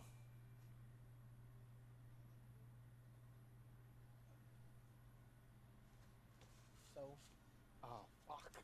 What's up? We're all muted. Oh, fuck. How? Why? Wait, hold up. Sorry, I lowered the OBS sound because the alerts were coming in and like covering everyone's noises from the gifts. So sorry about that, y'all. And thank you again, Morgan. It's just we don't get subs often, so it's not something that we normally have to deal with. But I probably did lower the OBS sound, which would have lowered y'all's sound. My apologies. So we should all still be audible though then. Yes, you're Okay. back up. You're back up. Okay. Okay. It's been Did everyone get all that? Did everyone get everything I said? I got it all. I just streamed because the VOD's important. Yeah. I know. Cool, because I could say it all again. I'll. just Okay, muted 10 for, seconds. the last Cool. I'll just say this again. This seethe, it's building up. It is going to erupt soon, and I've seen it all before, and I've seen it, and it feels like the pattern is continuing, and soon we're going to have to deal with it. And when this seething leaves the mountain, it's going to be a problem not just for Fogwell, but for Zorba County, if not the county, the whole state of, and if even then, maybe the whole country.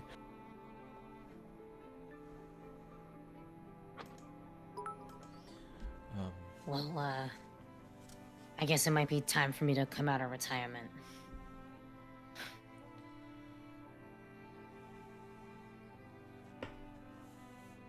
And I think unless someone has anything else pressing to say, then that is where we will end tonight's mystery. Sure. Yes, Yeah. okay. Arthur asked the question about the pond, but I guess that's Oh, sorry. we're retroactive. Oh, sorry. And then the Yeah, whole thing sorry. happened. I We got can just say that it distracted with the happened. thing. It's Yeah. Philip says, yes, that was the full well. Yeah. I felt you connected to the whole. Because I was connected to the veins, and it felt like you tapped into in that moment, and so I think we both got a quick little look at each other. Probably. All I know is when I'm in that seethe, you all know I can't tell friend from foe. And if that is about to be the fate of everyone in Fogwell, we have to do something.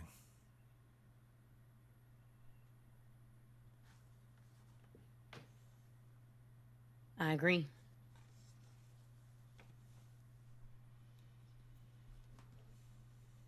And we will. I don't know what yet, but we'll do something.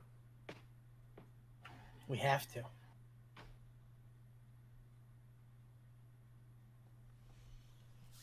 Okay. Cool. Yeah. Strong ending. I think love that's a that. good ending, yeah. Okay. Good ending. Yeah. Damn. Okay. End of session, end of mystery questions. Did we conclude the current mystery? Yes. Yes, we did. Yes. Did we save somebody from certain death or worse? Yeah. We Yeah. did. Did We this saved a whole time. familia. We did. We Mhm. sure did. Did we learn something new and important about the world? Unicorn blood is kind of, you don't want to mess with that That shit. is true. That's the We're not real messing with shit. shit. Okay. And did we learn something new and important about one of the hunters? Out of Fogwell character, has been found. yes, that's also I think counts for the world. That's true. Yeah. Philip has found the Fogwell. Out of character, we learned about Philip and Vesuvius and things of that nature. So if that counts, then Sure. Yeah. 4 yeses go us. That is 2 points of experience. I lovely. level up. Nice. Hell yeah. Ooh. My 0 is not working. Oh my god, you poor thing. This stinks. I can't imagine throwing a stuffed cat really did damage, but we will see what it is. Sometimes you just have to restart it, you know? Yeah.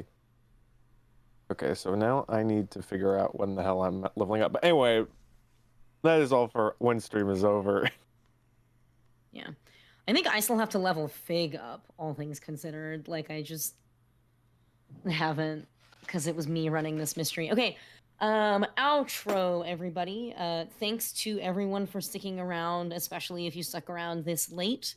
We appreciate it. We went a little bit over just because we were trying to finish my mystery and get some important exposition out there. I hope you enjoyed. Thank you again to Moriginally. I know your real name, and I don't want to dox you. For the gift subs on stream.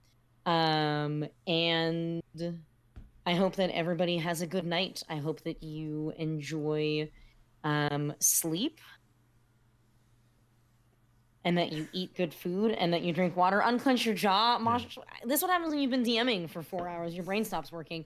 I love you all. Thank you for joining. Thank you to my players for being exceptional. Thank you to Chris for running the music, as always. Thank you for Saul. Thank you to Saul for being the producer and handling all of our hijinks constantly. And of course, Good night. See you next week. No, I refuse. Thank you, Masha. Thank you, Yes, Masha. thank you to Masha. Okay. Yes. Okay. Wonderful mystery. Oh, me. Yes, Yes, you. Masha. You took a Yes. lot of hard moves and you did it great. You were a fantastic keeper. Thank Yes. you. Thank you. Amazing Thank you, work. thank you. Bravo. More encore. Yeah. Right on. Okay. All right. Good night, y'all. Cool. Yes, good night. Good night. See We y'all love later. you. Be kind Love to you. yourselves. We love you in a platonic but also Mwah. in deep way.